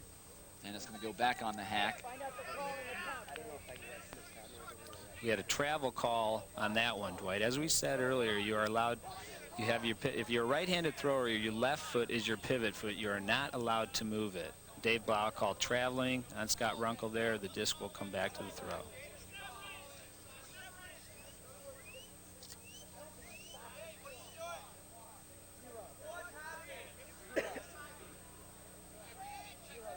This kind of interruption in the flow of play has got to be difficult for the athletes as they're trying to figure out exactly how to play their man, how to run their offense. Dennis McCarthy, number 66, with the disc. He is in the forehand throwing position. Ted Van Zandt comes back hard. He is a left-handed, big guy. Back to another big lefty, Steve Moons, but he couldn't hang on. And now New York in transition, which they do so well. Shut him down. John Gewurz with the disc. He's been harassing Steve Mooney all day, and now Steve Mooney has a chance to do it to him. And he had a hand block on John Gewurz there, Dwight. That's where the length of his arms prevented. That's called a point block in ultimate, and that is could be a huge momentum shift for Boston. Plus, it's got to make Mooney feel a little bit better about the way he's been harassed by Gewurz to this point in the game. I think that will only make the rivalry between them and their coverage of each other even more intense. Yeah, they have been battling probably the last 5-6 years. Every time these two teams play each other, they match up. Nice backhand over the shoulder pass to Dennis McCarthy. He's in the backhand, now he's in the forehand. Outlet to Scott Runkle. They're about 25 yards off from scoring. Nice lead pass to Steve Mooney, 0-0. 6'6", left-handed player. Dump pass to Dennis McCarthy. Backhand to Ted Van Zandt. Inside out backhand to Joey Giampino for the goal. And Boston ties it up at 6. And this contest just as tight as we expected it to be. Boston very deliberate, very, very patient. Both and Joel Mallett set to pull for Boston. Score tied 6-all. Dan Weiss receives the pull. He's on his own goal line. 70 yards to go. A nice attempt by Boston for a diving block. Juan Flores with a backhand bomb to Bob DeMann. I don't know if he'll catch up with it. He catches up and goes horizontal for the score. And typical of the way we've been saying New York plays ultimate. 3 or 4 passes, a long bomb, and they go ahead 7-6. And that's the ultimate way to score in ultimate. Almost a length of the field pass. And let's take a look at this. Beautifully executed. See Weiss with the backhand to Juano Flores. He sees Demand streaking deep. He hucks the backhand. We see Demand give it everything he's got for the full layout. And New York takes the lead 7-6. Here again we see Demand. Usually he's the thrower on this. This end he's the receiver for the goal. All right, let's go down to Scott Gerst, who has Bob Demand with him. Scott? I got Bob down here. Bob, when a nice throw kind of makes it easy for you in the end zone there. Yeah, when all you got to do is run it out, and you got a guy like Juano throwing a disc. All you got to do is make sure he catches the pass, lays it out front. Had Jay by a step, he's fronting me. There's a point. Great play. Great play. I'll go back up to you, Dwight. All right, and New York Ultimate pulling down to Boston Commonwealth. Commonwealth behind by 1. New York leading 7-6, and they start working their offense. We see the familiar matchup, Gewurz marking Steve Mooney. We had a collision downfield between Seeger and Warson. Play stops, it'll be checked back into Steve Mooney.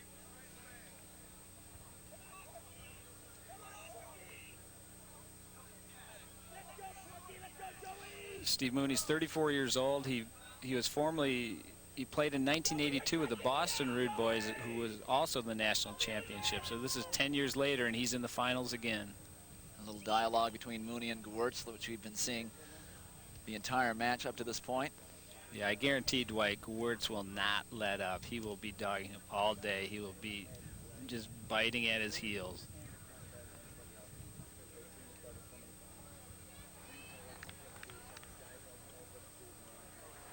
And there's no back down, and John Gewurz, as Steve Mooney tries to reason with him, but there is no reasoning at this point. Now the observer, I think we need to have an observer will step in here to help them speed up play. Gewurz checks it into Moons. He needs help. Foul call. Gewurz prevented him from throwing by hitting his arm. Mooney with a forehand lead to Dennis McCarthy, covered tightly by Blair O'Connor. Out to Jeremy Seeger. Steve Moons is streaking deep, but he cuts back under to Joey Giampino, covered by Walter Vanderschaff. Joey's looking for Steve Mooney deep. He has a lead on Gewurz. But no, it is incomplete and a turnover. New York Ultimate will take over. And once again, that matchup, John Gewurz and Steve Mooney. Steve Mooney unable to catch up with that lead. And the disc will turn over to New York Ultimate with them leading 7-6. So they may have a chance here to take a 2-goal lead. And we see on the replay, Giampino just led Steve Mooney a little bit too much. It was just out of his reach, Dwight. He put a little bit too much angle on the forehand, so it cut into the dirt. And Mooney going horizontal, but unable to convert. And we see Dobbins. New York was very deliberate walking it up. They tried to set up a play. Boston prevented them. Dobbins calls a timeout. That's New York's first timeout call this half. They have 2 left. Okay, well, they're about ready to put the disc in play. Yep, you're going to miss the play. Kenny Dobbins with just 3 seconds to put it in play. And against the wind, which is making it difficult. And there's a dispute. Either there's going to be a turnover or the disc is going to go back to Kenny Dobbins to put it back in play again. And it's a turnover. Yeah, it's a Boston turnover. Commonwealth. Steve Mooney picks it up. Goes to strike immediately. Jeremy Seeger in the end zone. And the officials are calling it a might goal, be coming, but it may be coming back. Dwight. Right, John Gewurz again disputing the play to Steve Mooney, and they need to go to the observers a little more quickly here. There's been too much dispute, too many disagreements at this point. And here in the we see on the replay. We don't see anything. We see on the replay Steve Mooney picking the disc up after the turnover. He spots Jeremy Seeger, one of his favorite receivers, in the end zone for the goal. But as we said, Dwight, this one could be coming back. And the disc is definitely going to come back, negating that goal, so the score still remains Boston 6, New York 7. But Boston with the disc and within 5 yards of scoring their 7th goal to tie this match. As they stack it up in the end zone, Steve Mooney will have the disc. John Gewurz will check it. Throws a forehand lead out to Adam Phillips. He tried to leap in, but he was about 1 yard out from scoring. He's looking for Giampino, but he dumps back to Steve Mooney, covered tightly by John Gewertz. There was a nice lead to Joey Giampino. He kept his feet in. We saw some chalk, Dwight, but I think he was in. And the observer calls goal, and Boston Commonwealth has tied this final at 7 apiece. And no momentum switch for New York there, and the tempers are starting to flare. They're going to need to go to the observers more quickly.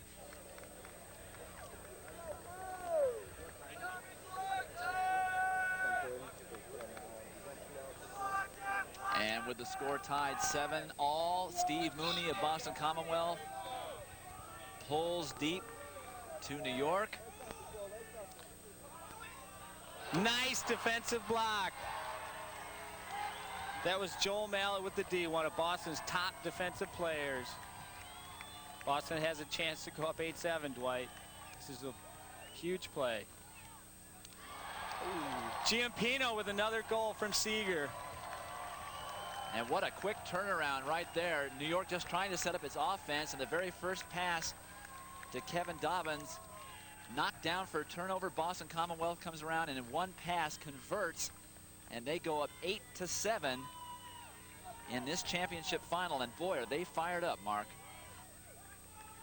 As Boston Commonwealth pulling to New York. And Mark, I'm wondering, with the dominance that New York has had over the years, even over this Boston team, do you think that they maybe in times like that, early on in a drive, Kenny Dobbins would just take for granted that he'd have no problem getting the pass, not expecting a Boston player to be pressing him so closely? Yeah, I mean, there's definitely, they do have the intimidation on Boston. But as we said earlier, Boston has defeated New York early this year in regionals, 19-18, in a great game. And there's a turnover again for New York. 2 turnovers in 2 successive possessions with Steve Mooney in the transition with a hammer to the corner. And Jeremy Seeger just off of his fingertips, trying to score so quickly. And now New York will pick the disc back up.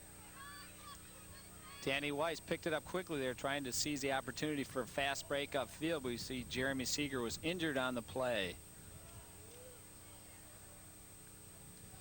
On the replay, we see Adam Phillips with a lead pass to Steve Mooney. He pump fakes, throws a lefty upside down overhead hammer to Jay Seeger, laying out. He couldn't quite get it.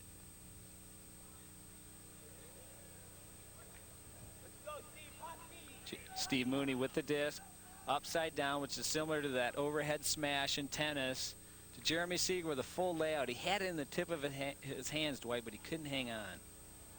Of course, he had the flat side of the disc to catch on that particular hammer throw, whereas he would have had the rail of the disc to catch on a normal throw, and that probably just made the difference right off the fingertips. Of course, as they say in football, if you can touch it, you can catch it, and that would have been a great 2-goal advantage for Boston Commonwealth. But now they still maintain an 8-7 lead as the disc changes to New York. Jeremy Seeger up, seeming to be okay as he laid it out hard horizontal on that attempted catch. And New York will take over deep in its own territory, trying to tie this match at 8. Seeger appears to be all right, but his injury timeout prevented New York from their fast break, so he has to take a substitute. And New York also has the opportunity here to substitute in one of their own players.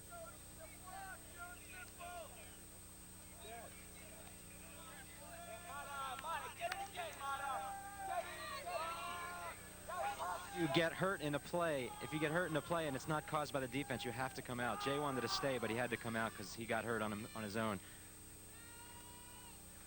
Okay, New York with the disc deep in their own territory, trying to set up for a play.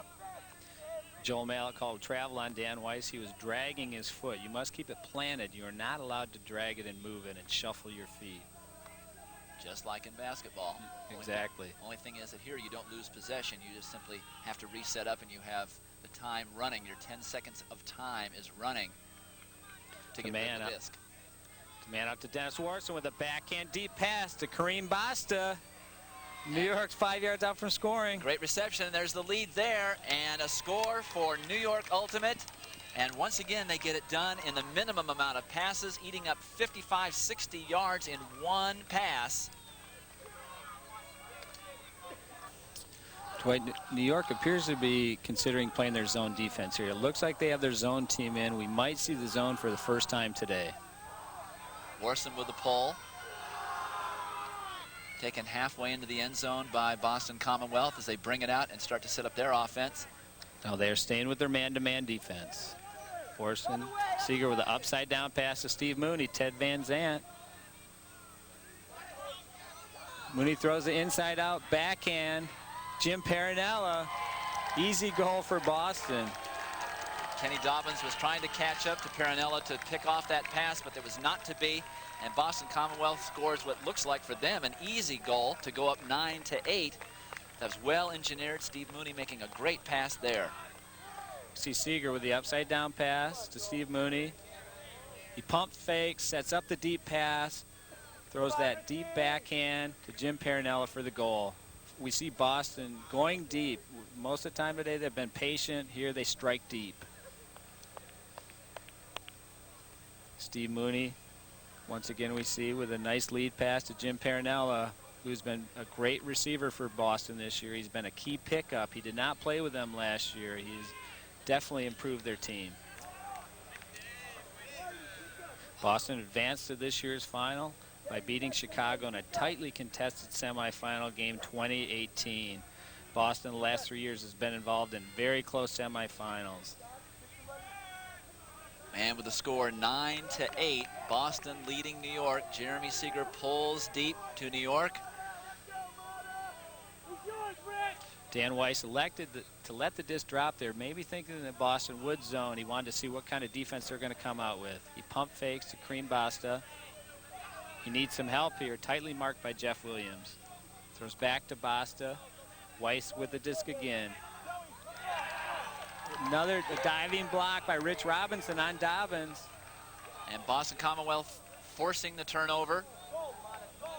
And rather than try and get a quick transition, get a quick fast break, they would go ahead and let it set up. They're only within about 8 yards of the goal line where the going gets tough.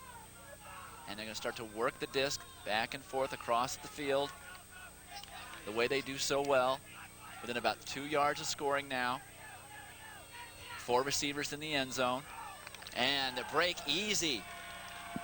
Dwight, there we see Giampino again with his 4th goal. And he just streaked right in front of his defenseman, right into the end zone. It was an easy pickup for Giampino, and Boston takes the lead 10-8. New York, as we said, they've won 3 in a row. They have won 4 out of the last 5. The only year that they didn't win was 1988, and that tournament was also in Del Mar. So they might be thinking about that. That's the only time that they haven't won the last 5 years. Maybe a jinx out here on the West Coast, them being seriously East Coast. Too much sunshine for them. See Bob DeMann receiving the pull on his own goal line, 70 yards to go. He has a man wide open. Mike Nevins on his own goal line. There was a foul. The marker hacked him. Prevented him from throwing by hitting his arm. Nevins called the foul. The marker checks the disc back in, taps it in. Disc is now in play. Nevins has 10 seconds to throw. He outlets to DeMann. He's in the forehand throwing position. Steps out to Dobbins. DeMann is on the give and go. Dobbins fakes back. Has Gewurz. Gewurz, primarily a defensive player, but when they see the momentum shift, they will put him in on offense also. These teams traveling a long way, both from the East Coast, of course, Boston and New York, paying their own way. This sport still, although 25 years old, sort of in its infancy as a sport that's trying to make it to the big time. Yeah, we thought New York might try to strike deep quickly, but they are showing patience. Blau to Dobbins, and Dobbins hucks a deep one to Juano Flores. He's tracking it down. But it may be too deep. Let's see what the officials say. Yes, they say it's a goal right at the end line. And New York scores to close the gap to 10-9. An important goal for New York. If Boston had been able to turn that over and go to halftime with a 3-goal lead, that would have been very, very difficult for New York. But they played the patience game this time, which is not their forte. Here we see Dobbins. Giampino was giving him that forehand throw. He throws a deep one to Juano Flores. He tracks it down, reels it in with only one hand. And New York working it back and forth for the first 5 or 6 passes, and then Dobbins striking deep to Flores. Yeah. Dennis Warson pulling for New York. Boston 1 goal away from taking it to halftime. The first team to 11 is when halftime is called. And Boston getting ready to set it up. You see Alex DeFrandeville walking the disc in. Warson with another out-of-bounds pull. And New York is coming out in their zone defense. No, Blair O'Connor was faking it there. They are going man-to-man. Frondeville with a backhand floater, Ted Van Zandt. So the lefty backhand to Jeremy Seeger. Boston does have 2 timeouts here if they get in trouble. This is a very important goal for them because New York will be receiving to start the second half. Steve Mooney, John Gewirtz. We've seen that matchup all day. Alex DeFrandeville, number 1. The backhand floater, Chris Corcoran. He can't hang on. He felt some heat from Andy Sheeman. New York with the disc. Gewirtz, he's... Timeout called by Gewirtz. All right, Steve Gewirtz with the disc checked in to Kenny Dobbins. New York, very, very important possession here as we have a little traveling call on Kenny Dobbins. He has a flat on his shoe.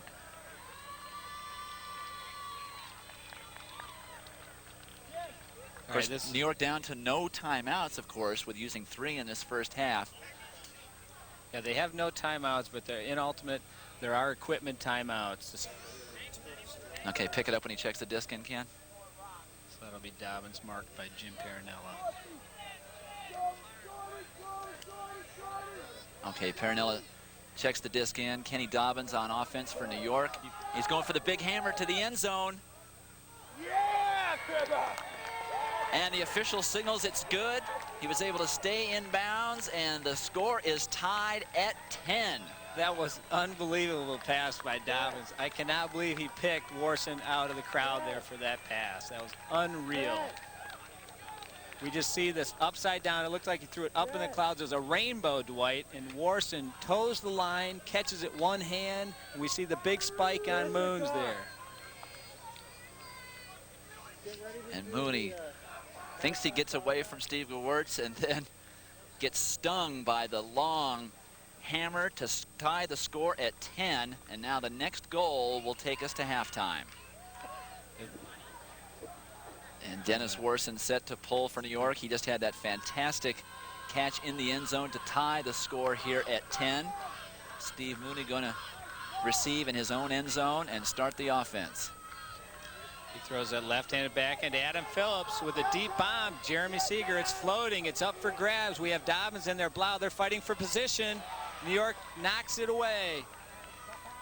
We have Seeger, thought he was bumped on the call. Dwight, I think this will go to the observers, and they will help the players speed up the play and make a correct call here. Dwight, they didn't even go to the observers there. Seeger found out it was one of his own players that contacted him. Halftime goal here, New York with the disc. No timeouts left. If they call one, it would be a turnover. Blair O'Connor with a deep bomb.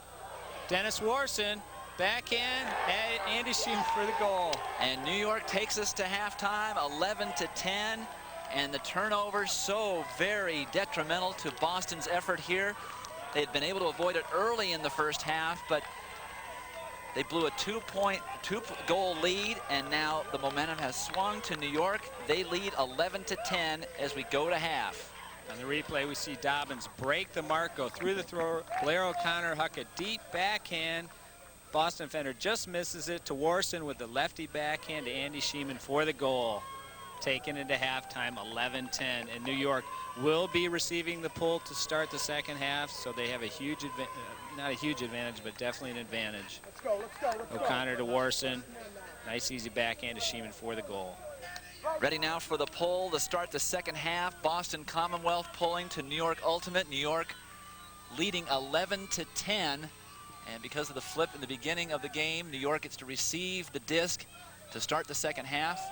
And as we mentioned, The statistics certainly do not favor either team necessarily, but New York has scored the last 3 goals as Kenny Dobbins gets ahead a pass, and New York can strike very, very quickly, as we saw in the first half. Mark Orders.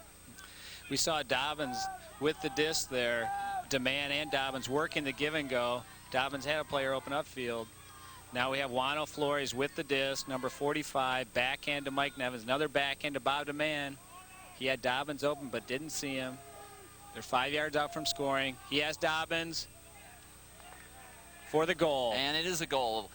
Kenny Dobbins scoring once again. That's his 4th goal of the match. And unlike the average amount of passes for a goal by New York being 4 in the first half, they worked the disc very deliberately up the field on that particular series. I'm wondering if that might be a strategy change for them here in the second half, Mark.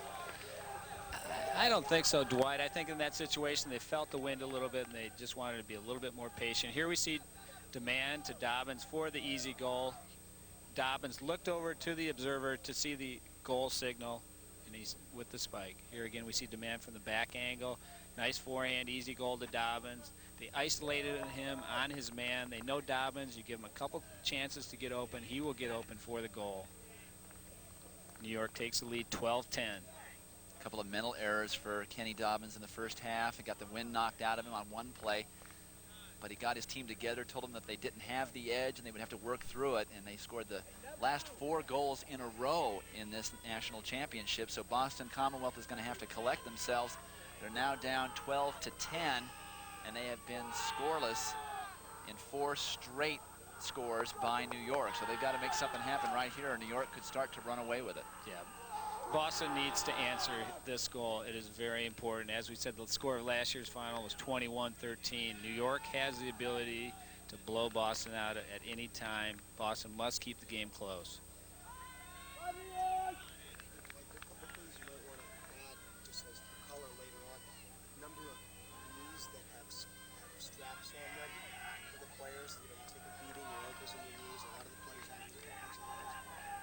Also, that these are, 2 teams on the East Coast. Most people think that it's Frisbee, it's California, but it's really the best teams are from the East. Dennis Warson of New York Ultimate pulling deep, almost out of the back of the end zone. Boston going to set up and see what kind of a defense they're going to have to encounter. They're a much more deliberate team. Their average amount of passes for goals in the first half, 7 passes. And as you said, Mark, so important that Boston score on this possession. They were to turn it over here, the momentum could definitely swing very hard to New York.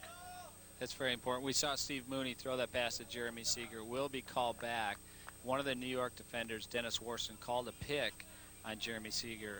Picks are legal in basketball. They're not legal in football, and they are not legal in ultimate either. It's not legal to set picks.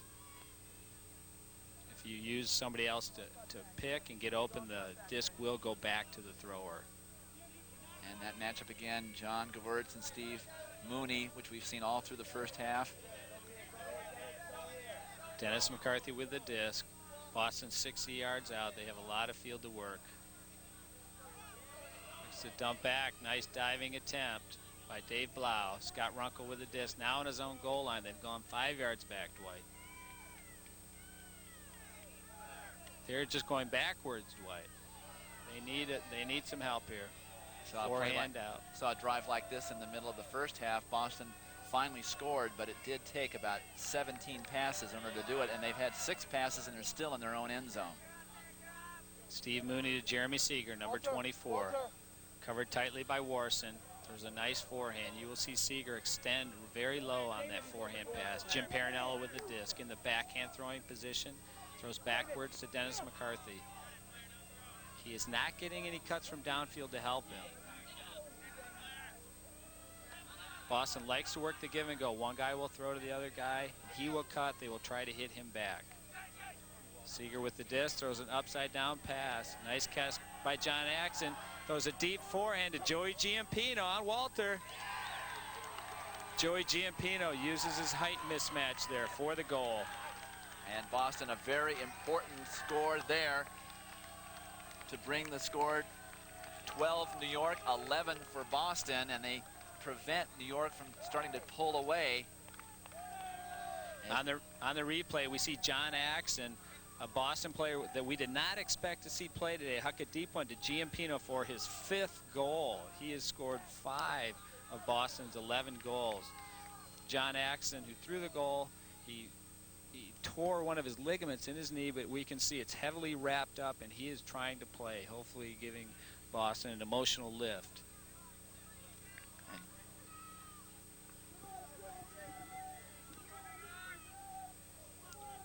And Joel Mallett and his Boston Commonwealth team set to pull to New York. New York leading in this 1992 championship final, 12 goals to 11. It was a nice pull by Joel Mallett. It just hugged the sideline, stayed in by about 3 yards. And Don Weiss will start the action again. He had some mental errors in the first half, committing a few turnovers, but New York starting to work it up the field. DeMann with a nice pass to Dobbins. He hucks a deep forehand. He has Gewirtz. It's floating. It's in. Oh, there could be a foul call, but Weiss goes up. Just knocked away by Jeffrey Yu on Boston. This one might come back, Dwight, on a foul call. There was a collision. Is my mic on? It is? Yeah, it is. On. I can't hear it. And we'll pick it up with a replay. They really anticipated the jump way too early. The disc didn't come down at all. Okay, on the replay, we see DeMann marked tightly by Seeger. Has Dobbins cutting back, number 44. He will pump fake, throw that deep forehand. But we'll see Jeff Williams and Joel Mallett try. They collide with Gewirtz, knock him down. Weiss tries to catch it, knocked down by Jeffrey Yu. But Gewirtz will take possession of the disc at the goal line because the observers agreed with his foul call. He was prevented from making a catch. As we see, it was a good call. He was taken down from behind. The disc is checked in. It really didn't appear to me that John Gewirtz would have had any chance of making that catch, but he makes. There's a turnover there for Boston. Boston now gets the disc back, so they deny New York a goal, and now Boston has a chance to tie it up. The score, New York 12, Boston 11, and Boston on the attack. Number 7, Jeffrey Yu with the disc, 10 yards deep in his own end zone with a lead pass. Boston with the disc. They have their defensive team in here. They don't have their primary handler, so we'll see if their defensive team can work it downfield to score. Bob DeMann covering Jeremy Seeger. Jeremy Seeger is crucial on this possession for Boston. They will look to him often to get open when the stalk count gets up high near 10. We have a foul call on Mike Nevins. He will check the disc in by tapping it. He taps it in. Joel Mallett with the disc. Looking for help. Forehand flare pass to Jeremy Seeger. Another nice forehand flare to Rich Robinson. Covered by Juano Flores. Juano wants to get the disc back after that last throwaway. Easy pass out to Seeger, but I believe we have a pick call, Dwight. And it's so clear here that Boston is not playing with their normal offensive set. Jeremy Seeger having to run the offense, but primarily a defensive team in for Boston, and it's taking a lot of passes, and they're making very little momentum right here. Jeff Williams with the disc, covered tightly by Gewirtz. Joel Mallett comes back to him, covered tightly by Mike Nevins. Outlets back to Jeffrey Yu, covered by Dan Weiss. Nice inside out to Rich Robinson. Backhand to Seeger. Boston is very patient. And Jeremy Seeger hacked on that, so he doesn't throw it away. That is not a turnover. Disc will go back to Jeremy. He's just about at midfield. And there have been a lot of passes to this point. With the defensive team in, they cannot substitute unless there's a timeout or an injury call. Jeremy threw that away. He thought his person was cutting out. Fast break for New York. Gewirtz to DeMann. DeMann with a disc, 10 yards out from scoring. He sees Kareem Basta wide open in the end zone. But his defender was knocked down. There may be a call here. I believe one of the Boston players is calling it could be an injury timeout, Dwight. All right, got ready? Okay, Bob DeMann has the disc checked in, and he goes to John Gewirtz for the score for New York. And they take a 2-goal lead, 13-11. And Bob DeMann to John Gewirtz. Again, New York had its offensive team in.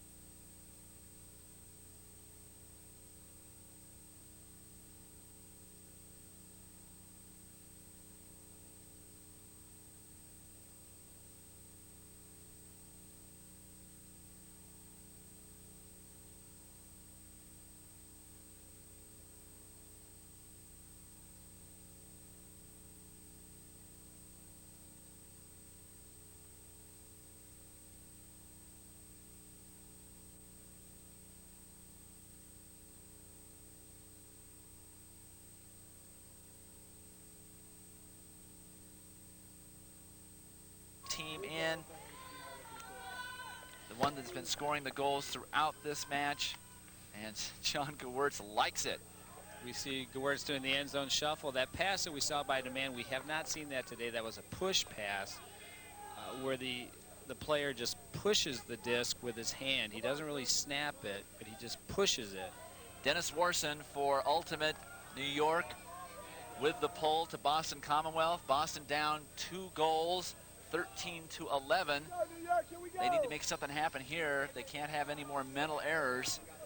Need to try and score every time up, which is always the case, but they got to minimize their turnovers. They had 8 turnovers in the first half to New York's 6, and they've already had 1 here in the second half.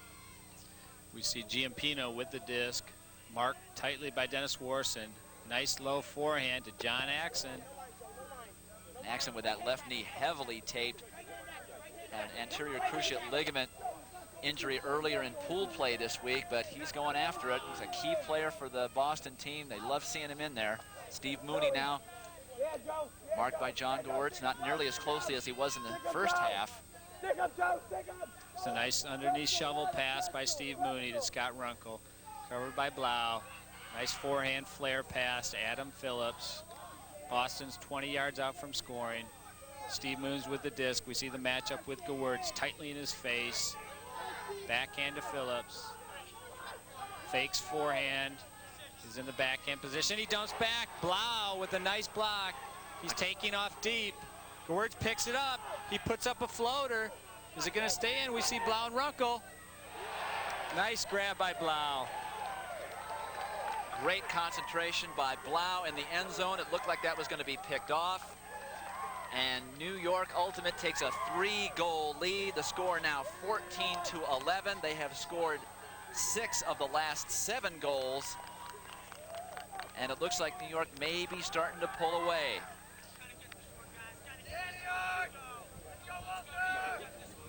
New York, 14 goals, pulling to Boston with 11 goals. Boston has to make something happen here, or they're going to allow New York to be the first consecutive four-time champion in Ultimate. Steve Mooney for Boston trying to make something happen right here. They're down by 3, 14-11. They're back in their own end zone, Dwight. Steve Moon's covered by Ben Usadai. Jeremy Seeger with the disc, covered tightly by Dennis Warson. Throws that forehand. Is Boston just stymied by New York's defense, or are they not able to set up the plays that they want to? Uh-oh, we see a deep bomb by Jeff Williams. We have Giampino and Walter going up for it. It looked like a nice defensive play by Walter Vanderschaff. We have a foul on the throw, Dwight, that will be coming back to the throw. Jeff Williams was hacked out. Here on the replay, we see Williams hucking deep. Nevins hit him in the elbow, prevented his throw from going where he wanted it to go. We see Giampino and Vanderschaff fighting for the disc. Walter making a clean defensive play, but the throw will come back. By Walter, yeah. Hand up, Mike. Hand up. Hand up. Mike Nevins checks in the disc. Hand up. Low backhand by Williams to Moons in the dirt. Boston turns it over once again, something they cannot afford to do now with behind by 3. And once again, Dobbins saves it. New York on the attack, and Dobbins goes deep. Kenny to Walter Vanderschaff. That was an unbelievable pass by Dobbins. An unbelievable catch on that lefty gag pass. And Kenny Dobbins was telling his team halfway through the first half, we don't have our edge, we're not playing our best game. But I have to tell you now, 8 of the last 9 goals scored by New York, I'd say they got the edge back. Here on the replay, we see Dobbins. He's ready to unload that forehand at any time. Vanderschaff reads the play, reels in the goal. New York takes the lead, 15-11. And with the score, New York 15, Boston 11. New York goes to its best puller, Dennis Warson, who pulls it deep into Boston's end zone. Oh, that was a great pull, Dwight. That was about 94 yards. If it would have gone out the back, Boston would have taken it up 10 yards, but that was a perfect pull. And right now, Mark, it looks as though Boston can beat New York. Certainly they've done it before this year, but New York's not beating Boston as much as Boston's beating Boston. And whenever you've got a team that's beating itself, it's very, very difficult to stem that tide. Yeah, they've had a lot of unforced errors. We'll see if they can answer here. The wind is picking up. Giampino with the disc. Ted Van Zandt. Covered tightly by Juano Flores. He's looking for help. Throws a push pass to Jim Parinella. Covered by Andy Sheeman. Gewurz is bulldogging Steve Mooney. Jordan Haskell. Nice pass to Steve Mooney. Boston is being patient. 25 yards out from scoring. Forehand floater, Joey Giampino. Warson not covering him tightly. Now he tightens up. Giampino with a backhand, break the mark. Jordan Haskell with the forehand, sees Parinella, holds it, dumps back Giampino. Nice forehand floater to Ted Van Zandt. Van Zandt, left-handed player. We have a pick call in the end zone, Dwight. Can't set a pick in ultimate. You can do it in basketball, but you can't do it in football, and you can't do it in ultimate. The count is at 6. He will have 5 seconds to release the pass. Wano taps the disc in. Gewurz bulldogging Moons, floater by Ted to Steve Mooney. And Mooney catches it with John Gewurz all over him.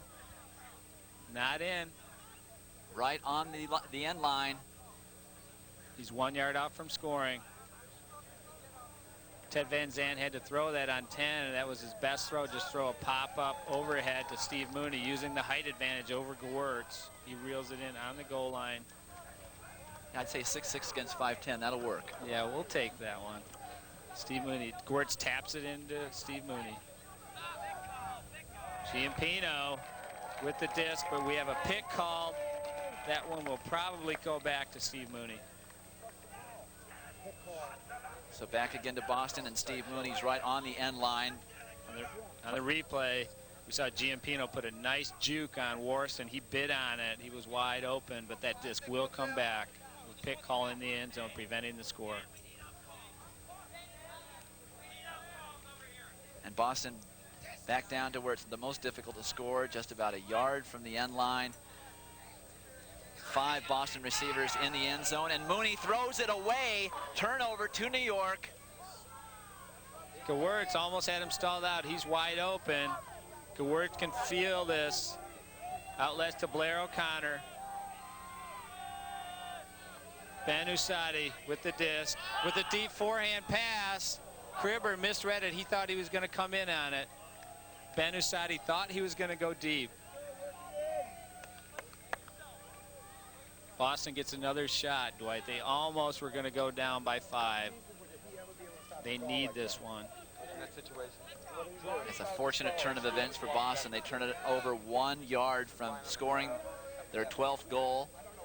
New York back on offense, driving across the field. Come on, Cribber, get it back, Cribber. It's getting a little bit later in the game now. It appears as though the players are taking their time getting to the disc, getting in position. Are they just stalling for time because they're tired? Or are they trying to see what's going to be set up, whether it be man-to-man, be zone, how it's going to set up? I think fatigue is definitely setting in a little bit on Boston's offensive team, since they've primarily been in there the majority of the time. If they have a chance to walk up and pick up the disc, they will take their time. Jordan Haskell with the disc. Backhand for Jeremy. It's another turnover for Boston, and New York will take the disc over. John Gewurz will take it just beyond midfield. And a chance for New York Ultimate to go up by 5 goals. They already lead by 4. And a timeout for New York. Boston cannot move on right now. We see Steve Moon's checking the disc to John Gewurz. Throws a backhand out to Ben Usati. He's faking forehand. Joey Giampino not marking him tightly. Steve Mooney covering Gewurz. Nice forehand lead to Ben Usati. Boston's defense is very lax right now. They need to pick up the pace. Blair O'Connor. Jordan Haskell called an offensive foul on Blair O'Connor on a push-off. New York will retain possession. Juan Flores with the disc. Will be checked in by Jim Perinella. Score 15-11. New York lead. About 15 yards from the score. Gewurz with the disc, covered tightly by 6'6" Steve Mooney. Gewurz pivoting, faking, throws a forehand. Juan Flores, nice grab. Perinella all over him. Nice shovel pass to Gewurz. Gewurz calls the foul on Moons. He was draped all over his back. We'll see if Steve will honor John's call or he will go to the observers. He honors the call, so Steve did say he fouled him. He respected John's call. Steve, he was on the ground too. Make him get down. Great. Disc is checked in. Gewurz pump fakes backhand. Throws a backhand floater to Dennis Warson. Easy catch, covered by Ted Van Zandt. Inside out, lefty backhand to Andy Sheeman for the goal. And New York scores its 16th goal to go up by 5. And as we were discussing earlier, a 5-goal lead by New York this late in the game. Very, very difficult for Boston to try and regroup. They're already second-guessing themselves. What if this had happened? What if we hadn't done that? They've scored only 1 goal in this second half. Very, very difficult for a team to come back. And once again, New York, when it comes to the money games, 3 years in a row they've been national champion. 30-0 in pool play at the national championship level the last 4 years with plays just like this. We see Warson with the low backhand. He stepped underneath the mark, threw a left-handed backhand to Andy Sheeman for the goal. New York has some, as you said, Dwight, they have some big-time money players, Dobbins, Demand, Warson. Let's go down to Scott. He's got some information from the Observer. Scott? Yes, I just had a chat with the observers to find out what was going on in the field, and they said there's an unusually high level of contact going on in the field, especially from the part of John Gewurz on Steve Mooney. And if it were up to them, if they could give out yellow and red cards in the game, the Gewurz would already have gotten one, just because there's that much contact happening on the field. Well, it certainly has been effective up to this point, Mark. Dwight, we see another defensive block by New York. They're knocking on the door again. They could go up 17-11. Walter Vanderschaft with the disc. Inside out forehand to Mike Nevins. And Goal, New York. Boston's mind is absolutely blown, as Scott was saying. Obviously, the intimidation factor has been working with John Gewurz over Steve Mooney. That's been a classic matchup all afternoon.